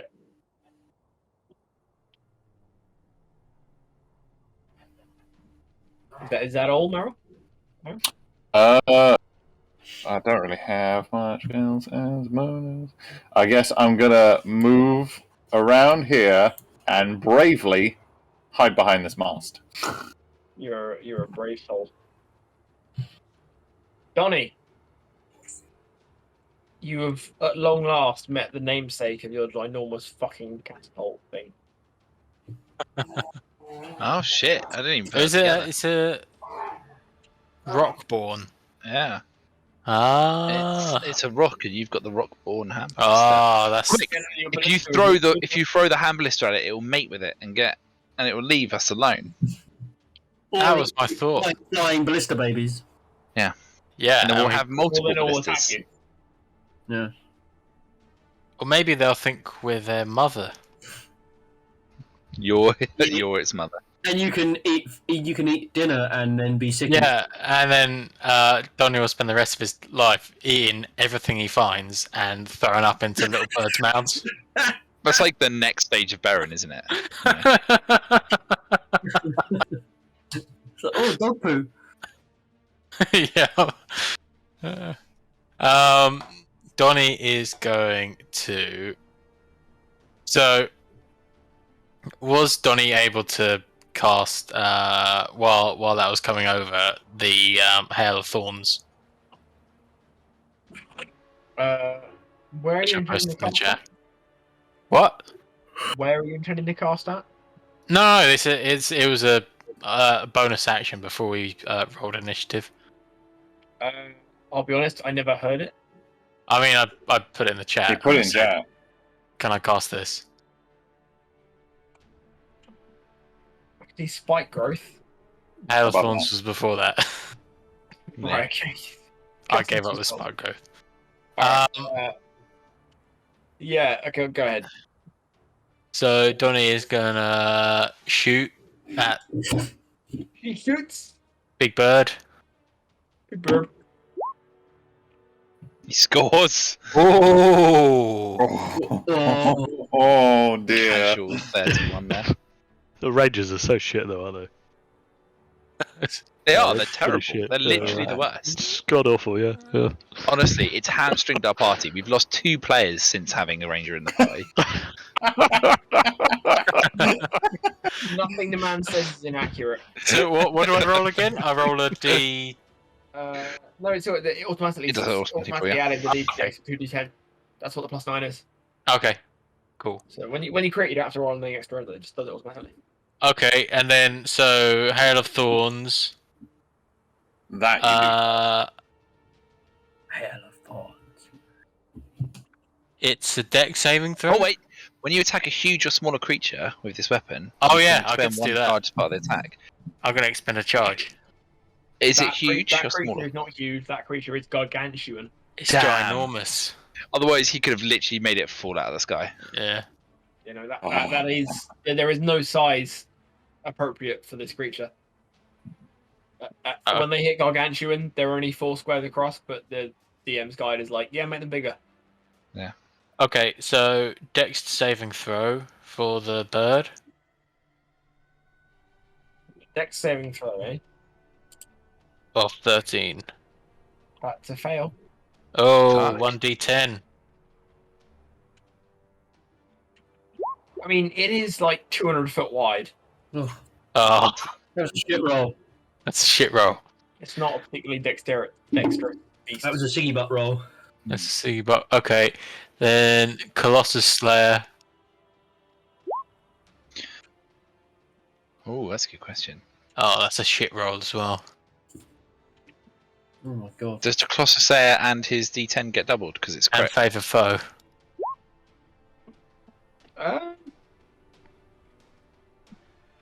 I am unsure. Yeah, because if you're a rogue and you get crit, then your sneak attack bonus doubles, isn't it? So yeah, What, so everything gets doubled? Yeah, so boy. roll on the D10. Another Colossus Slayer, another favourite foe. please. Fucking hell. Like I say, D10. Ranger's terrible, man. That's Oh, much better. yeah, that's more like it. Then, what was it? Colossus Slayer and favour foe. Oh, that's still fucking dog shit. What's Colossus Slayer? Is that a D10? D8, I think. D8. And then second attack. Crit, crit, crit, crit, Sorry. crit, crit, crit. Oh, Yeah, a 24 fucking hit. Sam's just quietly adding a 1 to the health pool. I think fucking 0 more like. Yeah. In.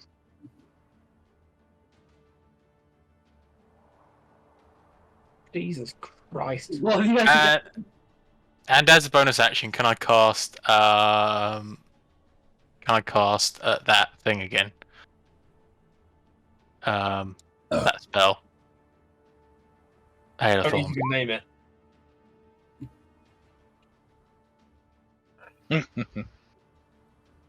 What's it called, Tom? Hail of Thorns. Okay. Does that conclude your turn? That's it. Naxor! The turn is yours.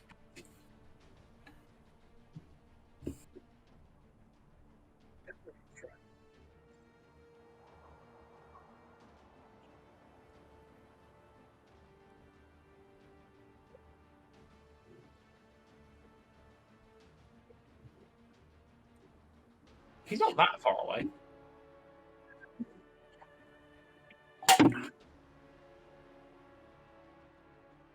Go on. Pew pew. Pew pew pew pew. That will hit. You're not in. No. Hold on. Cirrus. Cyrus, but yeah. Cirrus. Does your darkness extend 15 feet radius in every direction? Sphere. Yes. So it's a globe. Do you sphere death? Yeah. Yeah, but I assume that's more than 15 feet high. And if he's as wide as he is, you could From probably. Maxwell's point perspective, it'd be 7.5 feet high, and he's standing directly next to it. Well, it's curved. The last so- time I checked, I couldn't see over the top of a 7.5 foot wall. Okay, is this exactly parallel with the that, or is it above? Yeah. Or it's 7'2". Also, Yeah, I These forgot things- that comes up every you now and said then. this was 200 feet across. Surely that's not. That's Dan, when was the last time you saw a bird, Dan? They're a lot wider than they are tall. right. Does it still hurt him if he hits it in the wing? Yeah, but again, a lot wider than they are tall. Right. Like Okay. Maxwell's virtually stood inside the darkness. Like Okay. I'm gonna draw something for you here, Sam, just to give you an idea. his lateral vision from that position is not good. Let me just draw freehand Like, for a he's not going to be able to second. see anything unless it's right out here. Hey, look, Dan. The thing you drew is not far enough across. That's not even 200 feet. And it's more than double that. Surely he'd be able to see at that point. All right, Maxwell, you're welcome to shoot a wingtip with disadvantage. This is bullshit. This is bullshit. If I'm honest, Dan, the fucking description says 200 feet, and I was like, no, I'm not making a fucking icon 200 feet wide. That's feet. Because it'd literally be the map. Yeah, this map is only, what is it? It's yeah. Yeah, like it would literally cover the entire ship. we think wouldn't be able to see anything. I think that would be more exciting. Yeah, the map is 205 feet wide. The map is the rock.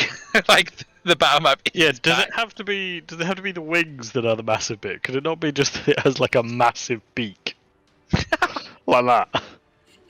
Oh, beautiful. Or Like Zazu? The most terrifying toucan. I appreciate that was a one icon. I was able to delete it very easily. Yeah, I do that intentionally so it all appears at once. Very good, very good. Thank you, thank you. So, would you like to shoot at the wings with disadvantage? Yeah, 100%. Yeah, but you will be required to roll an acrobatics check to climb out on the front of the boat.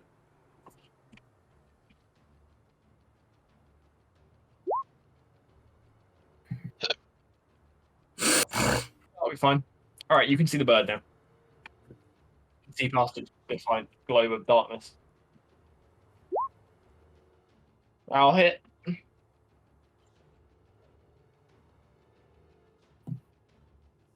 Yes.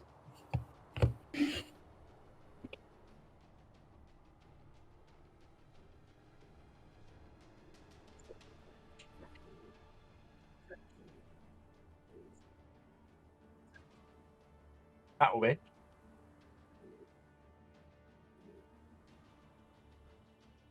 Yeah, that's fine.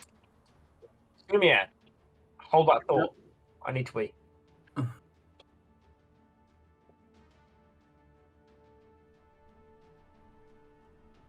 I mean, to be honest, the toilet's only about 8 feet away, so you can just shout at me if you like. Can I see the bird from where I am? Yes. Can I hide behind the parapet? Yes, is the answer to Roll that. stealth. I rolled a 20 because Stone Cold said so. Anybody verify that for me? if he had advantage. Because Stone Cold did say so. he did. Advantage. He You did. get Huh? Did he actually roll 20? He rolled a 15 and a 20. Which one was the first roll? 15. Alright. Hang on. But Stone Cold said I have advantage. Stone Cold can fucking do one. Stone Cold and The Rock are like tag team. This is not The Rock, it's A Rock. Also, they weren't fucking tag team, they were fucking arch nemesis. They weren't arch nemesis. Nemesis.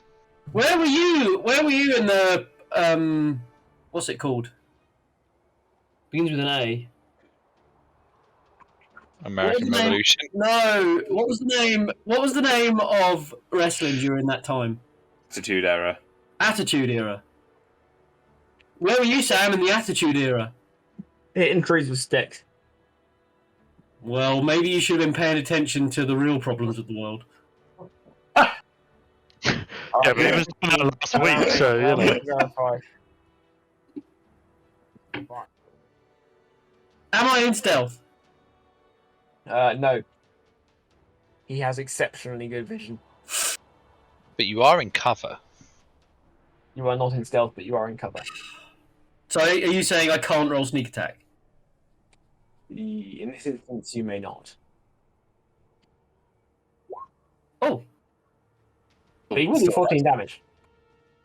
I get to roll it again though. No? No, you've already done that. That's what the plus 5 is. Can I do anything else? Oh.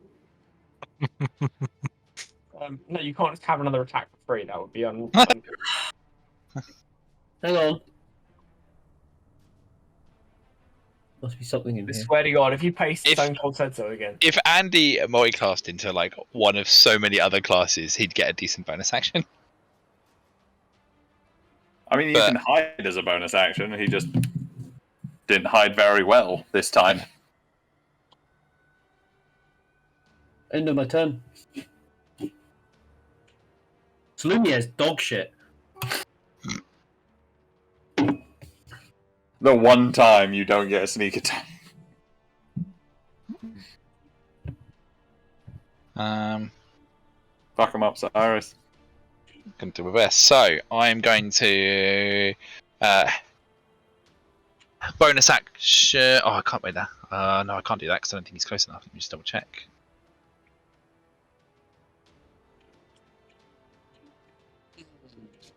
I'm going to take 1 step forward. No, sorry, 2 steps forward. So that I am now within 30 feet of him. Oh, Sam. And I am going to Hex Blades curse him. So he is now cursed. Allow you to add a dot. You need to move the turn order. Yeah, sorry. And I will cast. Let me just double check. Bonus to damage That's a lot of rolls. mumbling you're doing there. Pardon? That's a lot of mumbling you're doing there. I know it's because this is the first time I've kind of been able to do this openly. Right. What's your best mumble, Dan? Whoops, used the wrong thing. Champagne.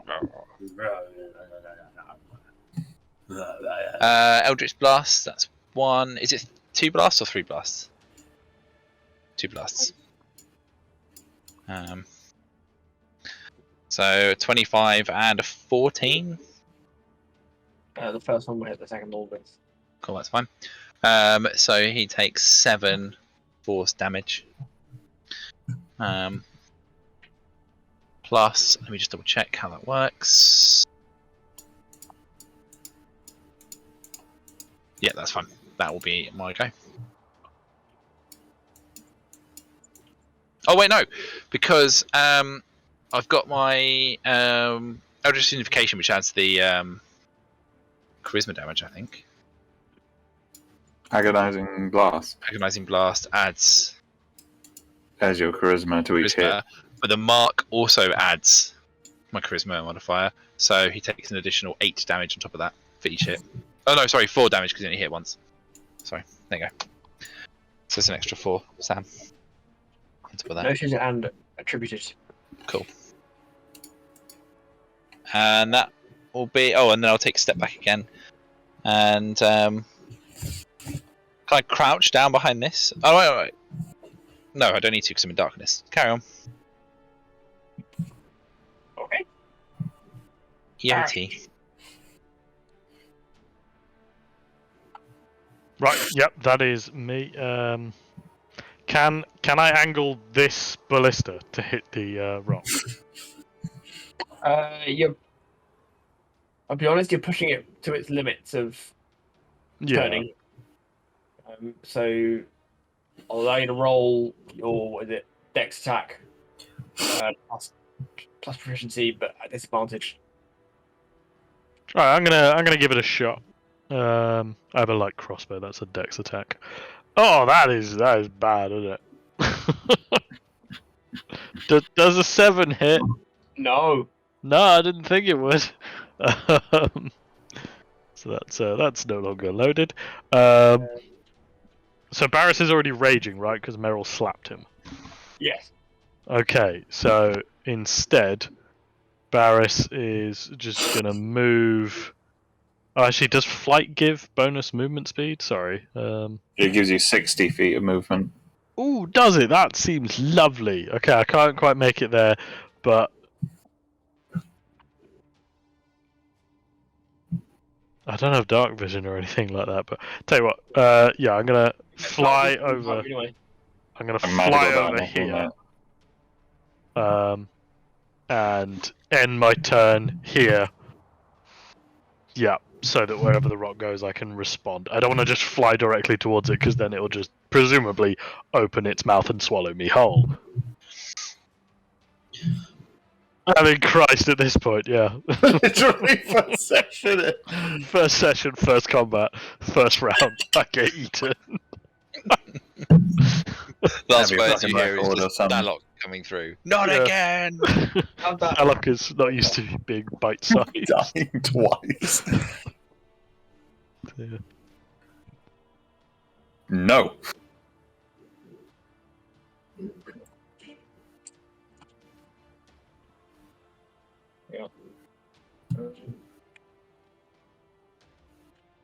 Alright. Better say you can make it there with that issue. Donnie, you made a friend.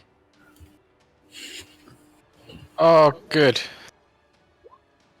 Does a 30 hit? Yeah. Oh, how close is Donnie to me? You measure it, buddy. He's 25 feet. I'm going to use my Spirit Shield ability to reduce the damage he takes by 2d6. Ooh. I mean, it's 27 piercing damage, so you're good thing you did. It's only 16 piercing damage. Yes! As the So- Spirit of Thalok protects you. So that was the beak. And with the talons. Donnie, does a 28 hit? 28. I have multi-attack bonus. And Ooh. no. Sorry, It does hit. Donnie, I can only do so much. So take an additional 21 damage. Hang on. So what was the first attack? 16 plus 21. 21. 16. No, what, minus 11, isn't it? 16 minus Yeah, 11? no, 27. It was 27 minus 11, which is 16, plus 21, Okay. which is 37. And you are also grappled as the rock grasps you in its claws. Oh shit. Bye, Donnie. Okay, I lost half my health.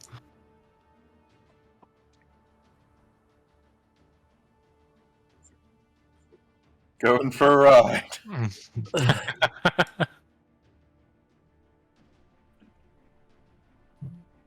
There's friendly boys and it's taking a free ride with a rock.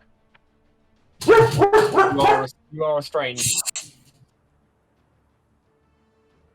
However, at present the rock can't use its talons. All the time you're in its talons, the rock cannot use its talon attack. That's nice. Yeah. But Silver linings. he is going to carry on moving. So. Shit. So from That'll be attack of opportunity on me then, for me. And if it's moving past, do I get one? And arguably so would Donny. Barris. Oh no, Donnie's in his. Donnie's going wood. So Yeah. Barris would also get one because the guy's edge of this thing was Barris, there. Barish and Merrill will, yeah. Yeah, Yes. boy. Yeah, boy. Ooh.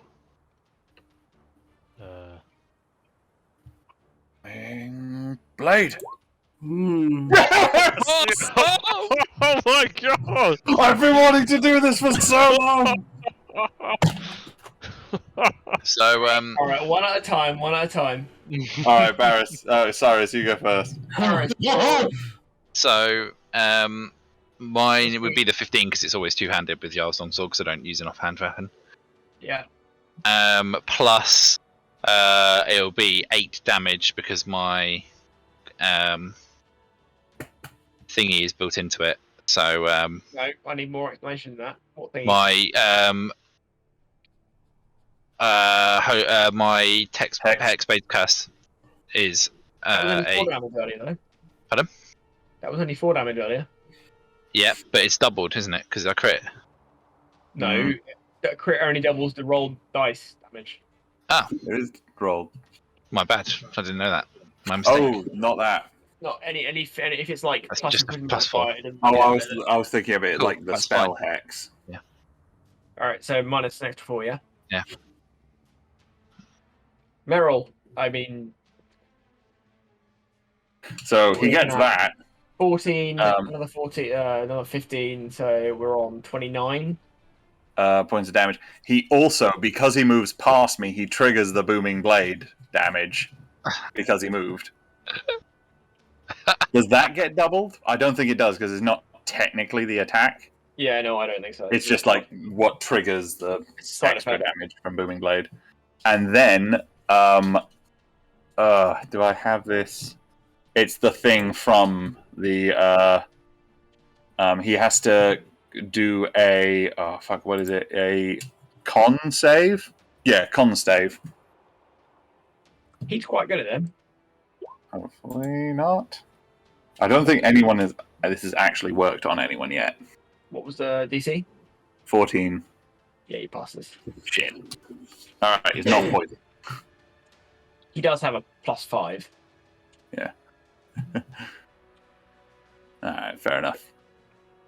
Oh yeah, that was that was Alright, Marish. successful. Last by no means least. Barish? I swing my hammer, and if an 18 hits, It will. okay, so it's 12 bludgeoning, 2 rage damage, and it reduces his movement speed by 5 feet. I'm assuming it's a large creature. No, it's large. Oh, it's large or smaller, bollocks. Alright, I'm assuming. You, and therefore he tells you to go fuck yourself. Yeah, I hit it, and a single feather is slowed down. I don't know. Yeah. Feather you strike Alright. stops. Yeah. Yeah! Big bird feather! Alright, that'll end my turn. Merrill. Because I totally forgot to do this earlier, go into my blade song, and like I guess because now it's close enough, it's for stabbing distance.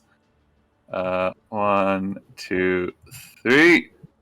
And then I'm gonna try and boom and blade it again. Whoosh. And then, Does it do the thunder damage straight away? huh? Does it do the thunder? It does do the thunder damage. It does do the thunder So- damage straight away. I'll paste in the thing for booming blade. Basically, at higher levels, I do extra thunder damage on the hit, and then higher amounts of damage if it moves away. Right. Okay.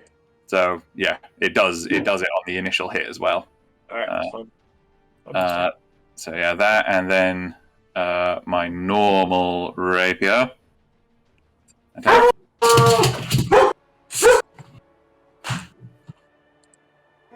And Meryl has just been carried off by a dog.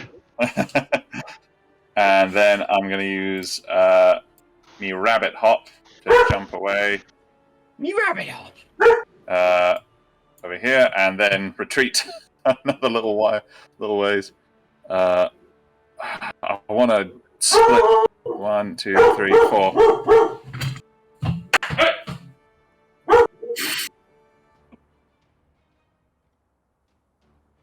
I'm gonna make a pun and say it's probably a dead turn. And that'll be my turn. Donnie, Oh, shut up. you are currently restrained. You silly bastard. So do I get any chances to get out of the restraint? Right, yeah, you can use your action to try and escape the restraints. Oh, no. That Well, he's technically above the ship, mostly. I mean, as far as I can see, he's over here. Okay. Well, can I make my action to relieve myself to not to just jump free, but to climb out? I mean, you're restrained, so you can roll a save to try and escape. That's all you can really do at this stage. Okay. What do I roll? You're grappled, and all the time you're grappled, you are restrained. So you can roll a. There's a DC for you to roll to try and escape the restrained or grapple.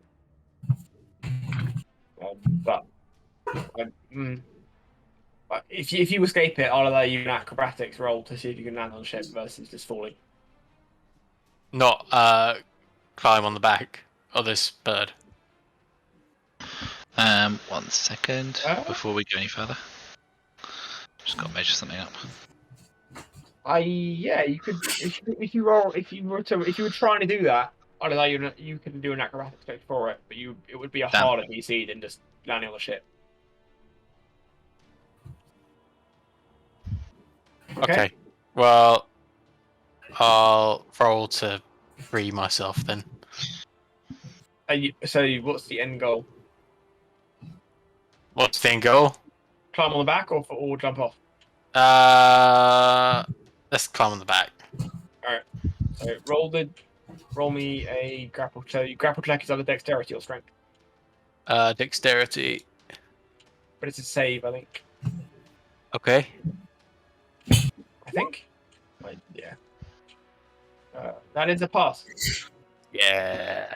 Alright, you are no longer restrained, you are free. And acrobatics. Oh.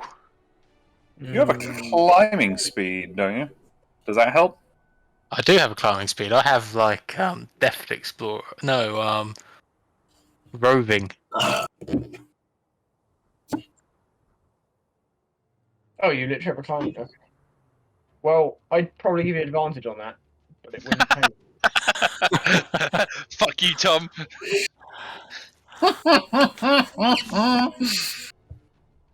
So, We tried. I think you probably fall to the desert floor. Oh. How much health did you have left? 36. And no, it's not a fixed. No, it's it'll be we said 67. Allowing for the fact you're above the ship, I'm going to call that 70 feet, so it's 76 damage. Wait, didn't we land? That's fine. Yeah, you were land anchored to the ground 60 feet above, but the bird's above the ship again, so that's another 10 feet, give or take. So we'll call it 76. Hang on, allow me. Ah. That was Yes, You alright. are taking an additional 22 bludgeoning damage. You are on the desert below, and you are prone. In a small crater of sand. What a day. What a day. Naxor, Johnny has fallen to beyond your view.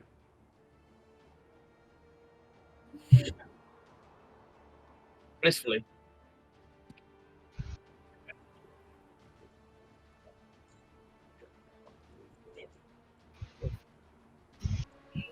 Nah, you're close enough to the back. You're fine.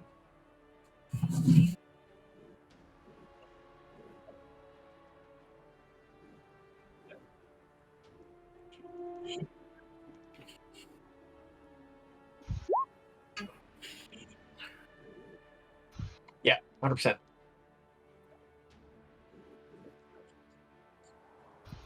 Hide your shame. Clear. Yes. The turn is yours.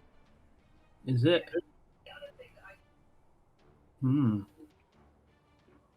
Well, I'm gonna walk up to this prick, and I'm gonna hide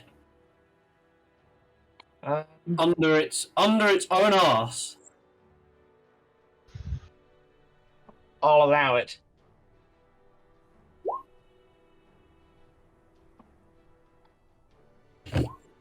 He does not see you. Now I'm gonna hit him. That misses. Then I shall end my turn. You're a +8, man. Jesus Christ. Huh? You've got a +8. This is bollocks. Serious. I hate this character. We can arrange for his death if you like. Yeah, No. just let me play him for a session, all right?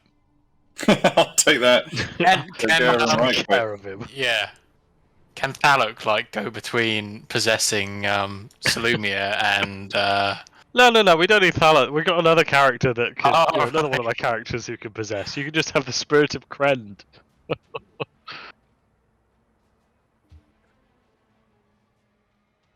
On then, Cyrus. I am going to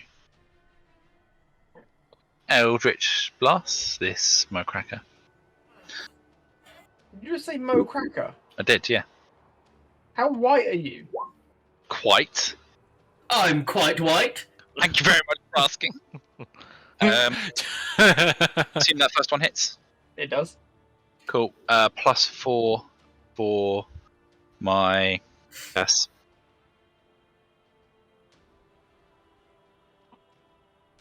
Noted. Cheers, pal. And I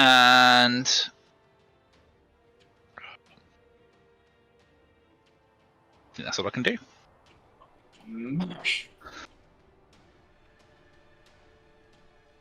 All right.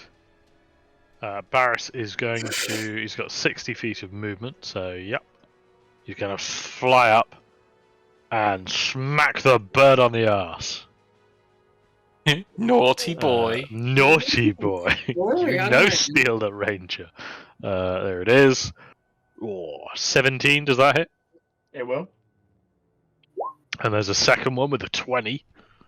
Yeah. Ooh. Uh-huh. Ooh, young man. Mm-hmm. And the bird has become the target of my spirit protectors. The target of Thalok, which means that it has disadvantage on any attack roll that isn't against me. And it'll give resistance to the next targeted attacks.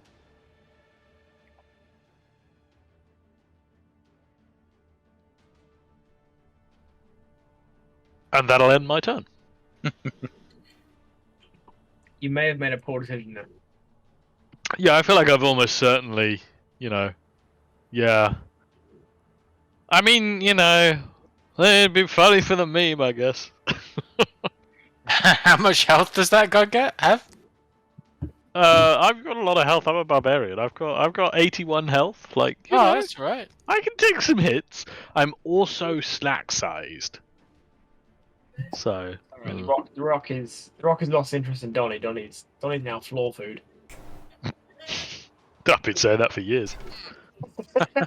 However, Salumia is a real pain in the ass. He's gonna have at him. No, I hit him.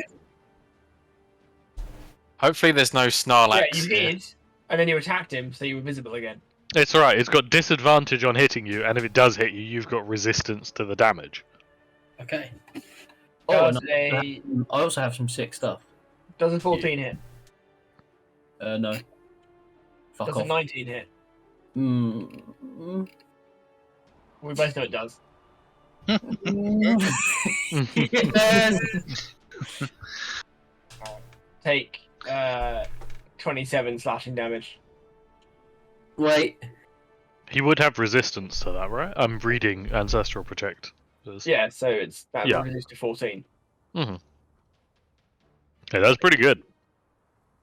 Can I half it again with Uncanny Dodge? Well, Oh, It's halving it, it's not giving resistance, so that's separate. irritatingly, probably yes. That's a terrific Take 7 combo. damage. Wow. However, No problem. you are grappled. Uh-oh. You've been snatched up. You can come and join me. Spaghettios. Jump! John, it's great down here. What happens if it drops Salumi and it lands on Donnie and kills Donnie? Like, this rock is fucking done with this bullshit. This is a unpleasant meal. It was meant to be an easy snack, and it has not turned out that way. So he's gonna hotfoot it over here. I'm gonna swing against him. Take a swing. Boom. Oh, that will hit. Mm-hmm. That's 10 damage, is it not? Yeah. All right. So what you've done there Put me down. Right. is you have commendably you have killed the rock. Yeah. No. I've killed Donnie. I've killed Salumi. So it gets crushed under a fucking rock. Also, you've killed the rock whilst carrying your resident gangster.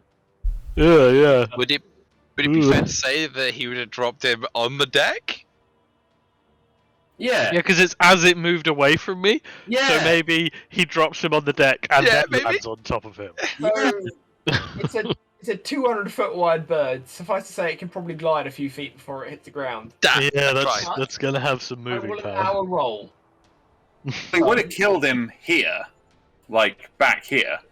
Yeah, but it didn't get the attack of opportunity until he started moving, and he has 120 Yeah, I suppose, feet. but yeah. He has 120 feet of movement, so when he starts moving, he did not hang about. That's quite Yeah, slow fair. for its size. I mean, yeah, it's quite slow for its size, but also in terms of D&D, that's fucking mental. Yeah, that's Yeah. true. That's 4 yeah, times mental. faster than an average character. Yeah, oh for sure. But when you think about it, I mean, like, Like, yeah, and bear in mind, no, this thing, like, its standard attacks is a 48 plus 9 and a 46 plus 9. This thing moves fast. It's like a fucking train. yeah, Has it taken us a few? It's taken us a few years to basically a get to the giant first pigeon, rock though, isn't spawn. it? It's basically a giant fucking, like, vulture. Pigeon. You guys had a lot of action economy, which meant you beat it, but if there was 2 of them, you would be a hard time. Oh yeah. Like, double that bullshit, and you'd be hurt.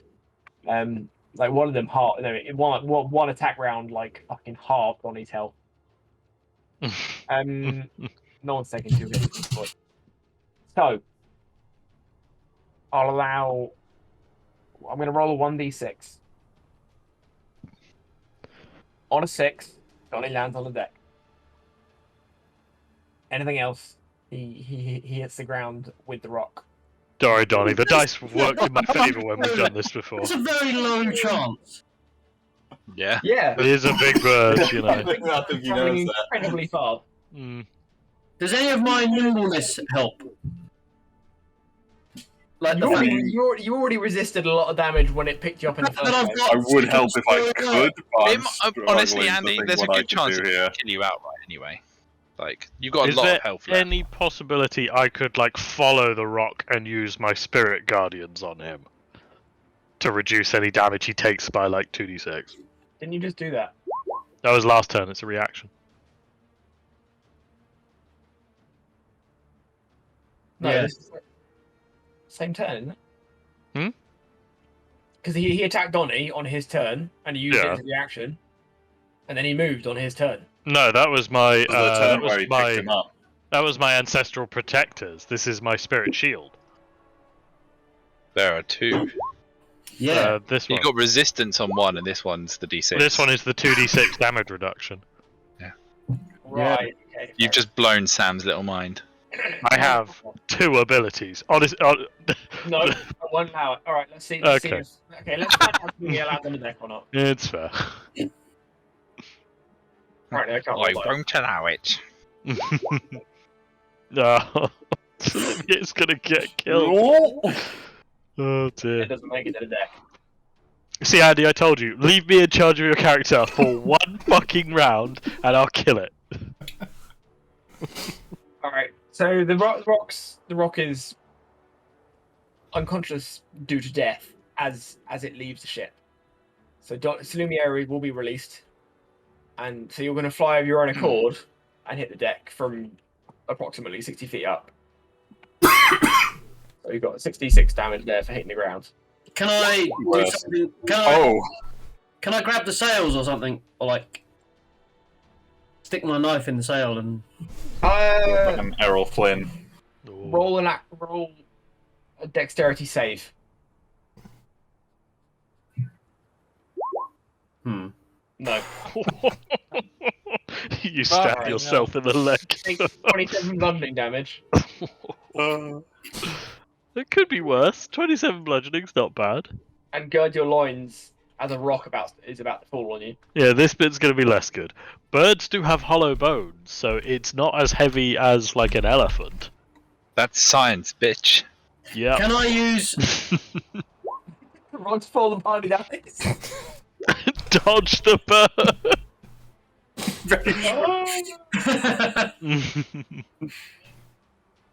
Oh no, I'm sorry. That hashtag rocks fall is the best. That is good. Oh, well That played. is good. Oh no.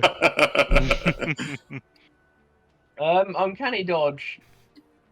I mean, he's not trying to hit you with an attack. It's just a giant limp object falling on top of you. I know, but it's literally called dodge and evasion. I mean, you've just fallen from the sky. You've There are called it few evasion, words in the so- thesaurus that describe what I want to do to this falling thing. You are. Bear in mind, you are prone. You're on your back. You're not even like on your feet, ready to move. Yeah, the dodge is uncanny. He just burrows underneath. I'm Which is on unprone. fire. You're just posting more fucking like Slide skills. over. Pick the rock's pocket. To be fair, it's only 27 damage. You'll survive it. You're good. Yeah, but he's got more to come. Yeah, now he's got the bird to land on Now him. he's got a rock rally on top of him. Oh.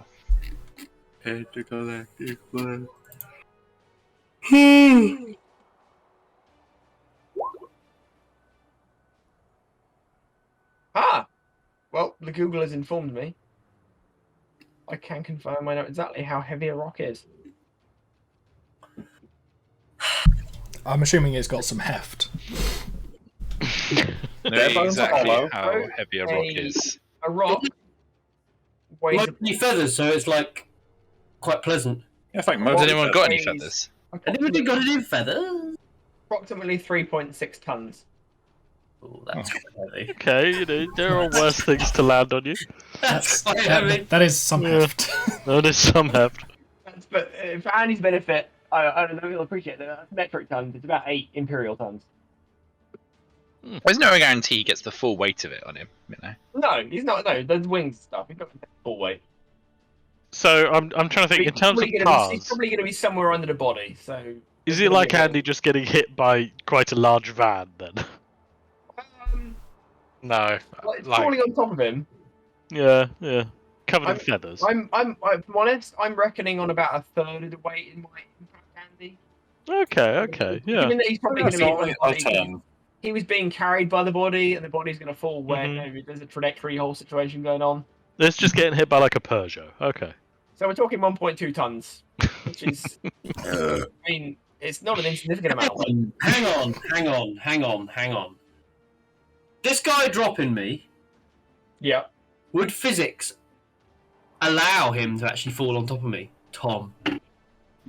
I mean, you're both following the same trajectory. Yeah, but Yeah. different, different masses, different wind resistances, You're only falling 60 feet. different, I mean, if his wings were out, he'd have more lift. So Well, his wings are out his side. if he let go of you, then he'd go further. But he probably hasn't. No, he goes just far enough that the bird is landing on you arsehole first. Yeah. You eat his ass. You are going straight up that cloaca. And he drives fast and eats ass. Alright. I think it's safe to say it's a big enough bird that probably hit you. But you were hitting sand. There are harder things in this world. I thought I landed on the ship. No, And- I rolled a 2. You That was the didn't. problem. You didn't. Can Donnelly comically hold up like a bed sheet to try and catch him, and then realise there's a massive bird falling on top, so just runs away? Realise you're at the wrong side of the ship. Donnie does it, but Donnie does it over here. And it turns around and realises, oh, dang it. Alright, so and this is not a fixed decision. I'm open to conversation on this. Conversation, not debate. I will make a final decision based on what arguments you make. My thinking being, hitting the ground from 60 feet up is going to hurt, which would be approximately 66 damage. Having 1.2 tons of bird, so not a solid object, but there's feathers in the situation, and he's not wrong. There's some softness there of sorts. Falling on you from above, I'm reckoning it's probably approximately double the basic falling damage, so I'm leaning towards 12d6. You're gonna give me 12d6 of damage. You got 1.2 tons of rock landing on your head. Why But here's here's my argument to this. It's not going to be 1.2 tons just landing on him, though, is it? Like, there's going to be some of that weight that's going to be dispersed into the sand. It's going to be massively Bear distributed. in mind, Yeah. the whole beast is 3.6 something tons. Really, you Yeah. should be talking about pressure. Yeah. So what's the surface area of the bird? Oh my god. It was like 200 feet wingspan, wasn't it? And what's the bearing pressure? What's the bearing capacity? The wings aren't going to be as hefty as the The torso, sand's going to though. deform a bit as he lands on him as Yeah. well. So, like, The weight's going to be focused in the body. Have you got a California bearing ratio of the sand? I can find one. most of the weight's going to be focused on the Okay. body, Sam says, arbitrarily. Yeah, bear in mind, if you get too pedantic, I will just say to fuck off. So what's the weight of the bird? 3 tons. For argument's sake, it's 3.6 tons. 3 tons, and that's 3,600 kilos. 3.6 tons. And we're assuming the bird is going to be. I'm assuming it's about 2.5 tons to the body, and the rest is the wings. And in We could Let's simplify say- it and say that it is essentially an ellipsis. if we say the area of the bird is what's the area of its torso? So the torso is about 35 feet across. What's that in real units? Alexa, what's meters? 35 feet in meters? And meters. 6 So let's meters. say 6 meters. 35 foot is 10 meters, isn't it? No. That's what I'm Alexa, looking at now. What's 35 feet in meters? 35 feet is about 10.67 meters. 10.67 meters. There we are. We've got So- some real maths coming along here. So that's about 100 meters squared. So it is about. So what? 3.6 divided by 100. Well, you're not counting the wings at this point. If you just No, No, bear in I'm mind that- assuming the wings are kind of almost weightless. Also, you got to bear in mind the torso is going to be hitting the ground before the wings, because the wings are going to be higher up by default. Yeah, but the wings probably still have some lift, so Yeah, I think you can assume the body is probably 2.5 tons by. Yeah. British viewers are all switching off right now. yeah. Okay. But on the plus I side, mean, I'm switching off right now. Tom's got a new thesis. Yeah, No. honestly, I'm here for this like scientific damage for Andy. So, in kilograms per meter squared, it's going to be about 36. We're talking 36 kilos per meter squared. Yeah. Slumiere Which I don't... It's not like horrendous, but it's not pleasant either. So No. Slumiere's meter squared. What are we talking? Probably 3 meters squared in terms of overall area he's going to get hit on. Lumiere, Like, what? How tall is Slumiere, Andy? About 4 foot. Yeah, he is a dwarf. Yeah, It's quite wide though. All right, we've got a couple of meters squared. that's true. They're stocky lads. But he's quite wide, so it's going to be a solid couple of meters squared. Couple then of that meters gives you squared. 1.5 times. How square meters works? No, Yeah, as soon as so never dwarves mind, land, okay. they actually He's not spread gonna out fit, into a Andy, He's not pancake. going to fit into 1 square meter, is he? So it's going to be fucking 2. He's probably about. It's probably going to be like it's going to be like 1.5 by 0.5. Yeah, Yeah. so he's not going to fit into 1 square meter area, so it's going to be 2 if you call it equal square meters rather than. But 1.5 by 0.5 is less than a meter squared. It is. It's 0.75. So if you multiply that by the surface area, by the weight per meter squared, that'll be about 27 kilograms. All right, what happens when the rest of the torso lands on top of him and stays there? It's going to be, well, it's going to be supported by other means. That's going to be the weight that's going to be on top of him. Yeah. All right. So what was it? 37. No, 26. 26 kilos. So that's what? Just 26 a D6. heavy bag of cement. Yeah. I don't know. I'm gonna call that a couple of D6 damage. Because science, bitch. I'm just impressed. It was very impressive. Yeah, very good. I'm pleased that you all care enough. Thank you, Tom. That's all right. You just avoided me needing to make a backup. Honestly, Now you can carry on with the character you hate. The entire session going, this character's shit. It's I less wanted to die though. and more about not being bothered to make a backup. generally, I'm interested. So I'm gonna roll the 12d6 to see what would happen if Tom couldn't be bothered to make the argument. So Salimio would have hit -4 and That been would've- down but not dead. Okay, yeah. But good argument there, Tom. But Yeah. ultimately, you would have probably, someone would have got down there and healed him, and he would have been fine. I was so when Tom was making that argument, I was trying to look for the CBR value of desert sand. Did you take that into consideration? I don't think it really matters. That's the how much give the sand Sand's has. pretty dense. I suppose if the sand had too much give, yes, it would cushion the rock, but it would also increase the odds that Salumir just gets fucking buried alive. Yeah, it's just yeah. Feel free to carry on down that road, Andy. You're welcome. Yeah, that could have backfired quite badly on you.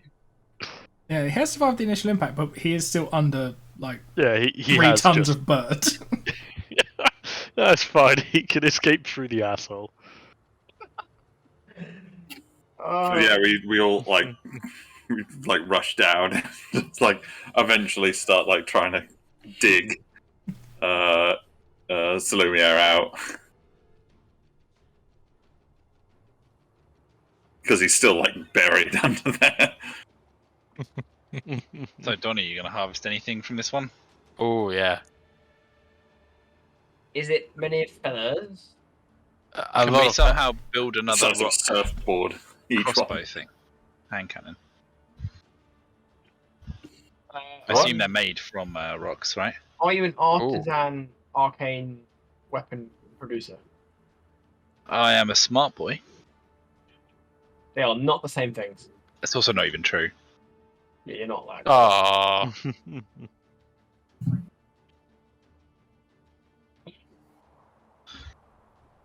Right. Right, Donnie, I'm going to need a little rundown of what you're taking from the rock in terms of corpus bits. Donnie wants some more mushy eyes because the other ones are sort of they're not really eyes anymore. With too mushy.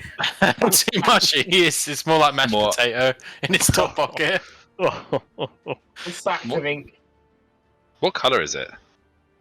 It's like it's kind of furry and green. Like bruise colours. Cool. Yeah.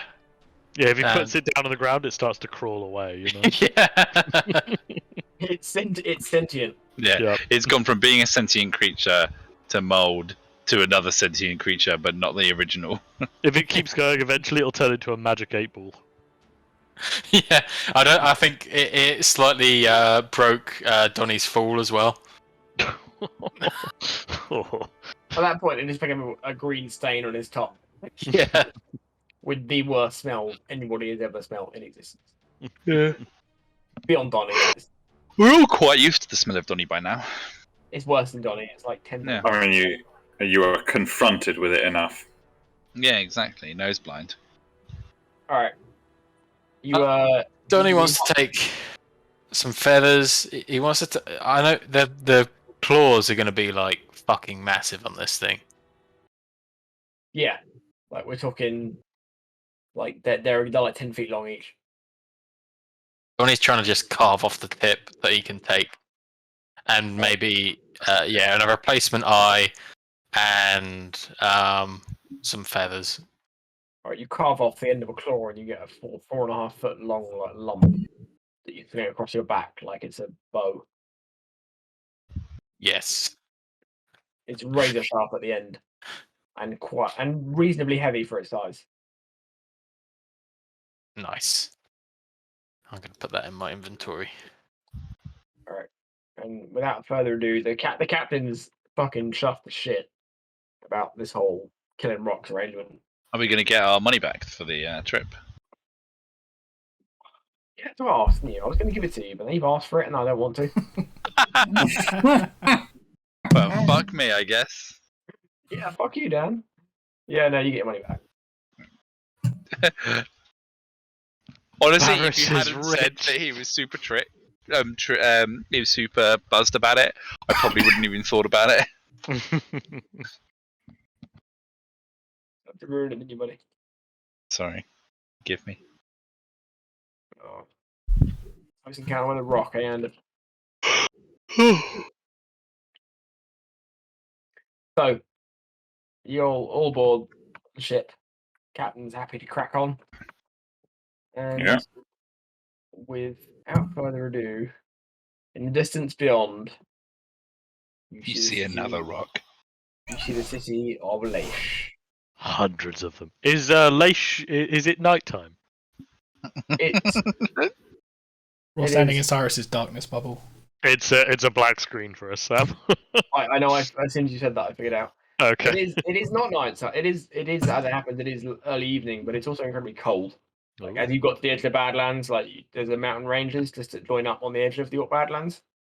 And as you went into them and sort of turned north slightly, it got chilly. Mm. Hey. Ooh. Ooh, That is totally not creepy and infested with vampires. That's the same picture from the That is, isn't it? log thing. Legend Keeper. Literally all of the pictures for the city are the same as on Legend Keeper. Well, I mean, the thing we just in wasn't one from Legend Keeper, was it? No, because that was a random ship on a desert. But all the cities are consistent. I know. I'm just merely making that point, Samuel. Samothy. I was indignant that you hadn't noticed before. I had noticed before. I spend a lot of time on the Legend Keeper, just reading things. I have no idea how to respond to that. just tell him to fuck off. I'm not sure if I should be flattered or embarrassed or disgusted. I think you should always be embarrassed, Sam. I think that's what you deserve. I'm embarrassed of you in general. That's fair. That seems fair. That's. You are the most awkward. You person. sound like my parents. It's. You are the most awkward individual I've ever met. Well, clearly you never met a 14-year-old Dan. I can sense like almost crying in Tears in Dan's eyes as he's saying it. Oh dear. Why does my heart hurt? Bag. Oh, And Richard, stop recording. Well, it's fine. I forgot to GG. record my mic for the first 2 hours, so Oh, really? yeah. Is that it? Are we done? I think so. Yeah, good session. Sam, I didn't die! At all in any of those that we were drawing all over the map? I deleted a lot of stuff off the map different times. Yeah, did you spot the subtle drawing? Go back to the ship. Yeah. The art of the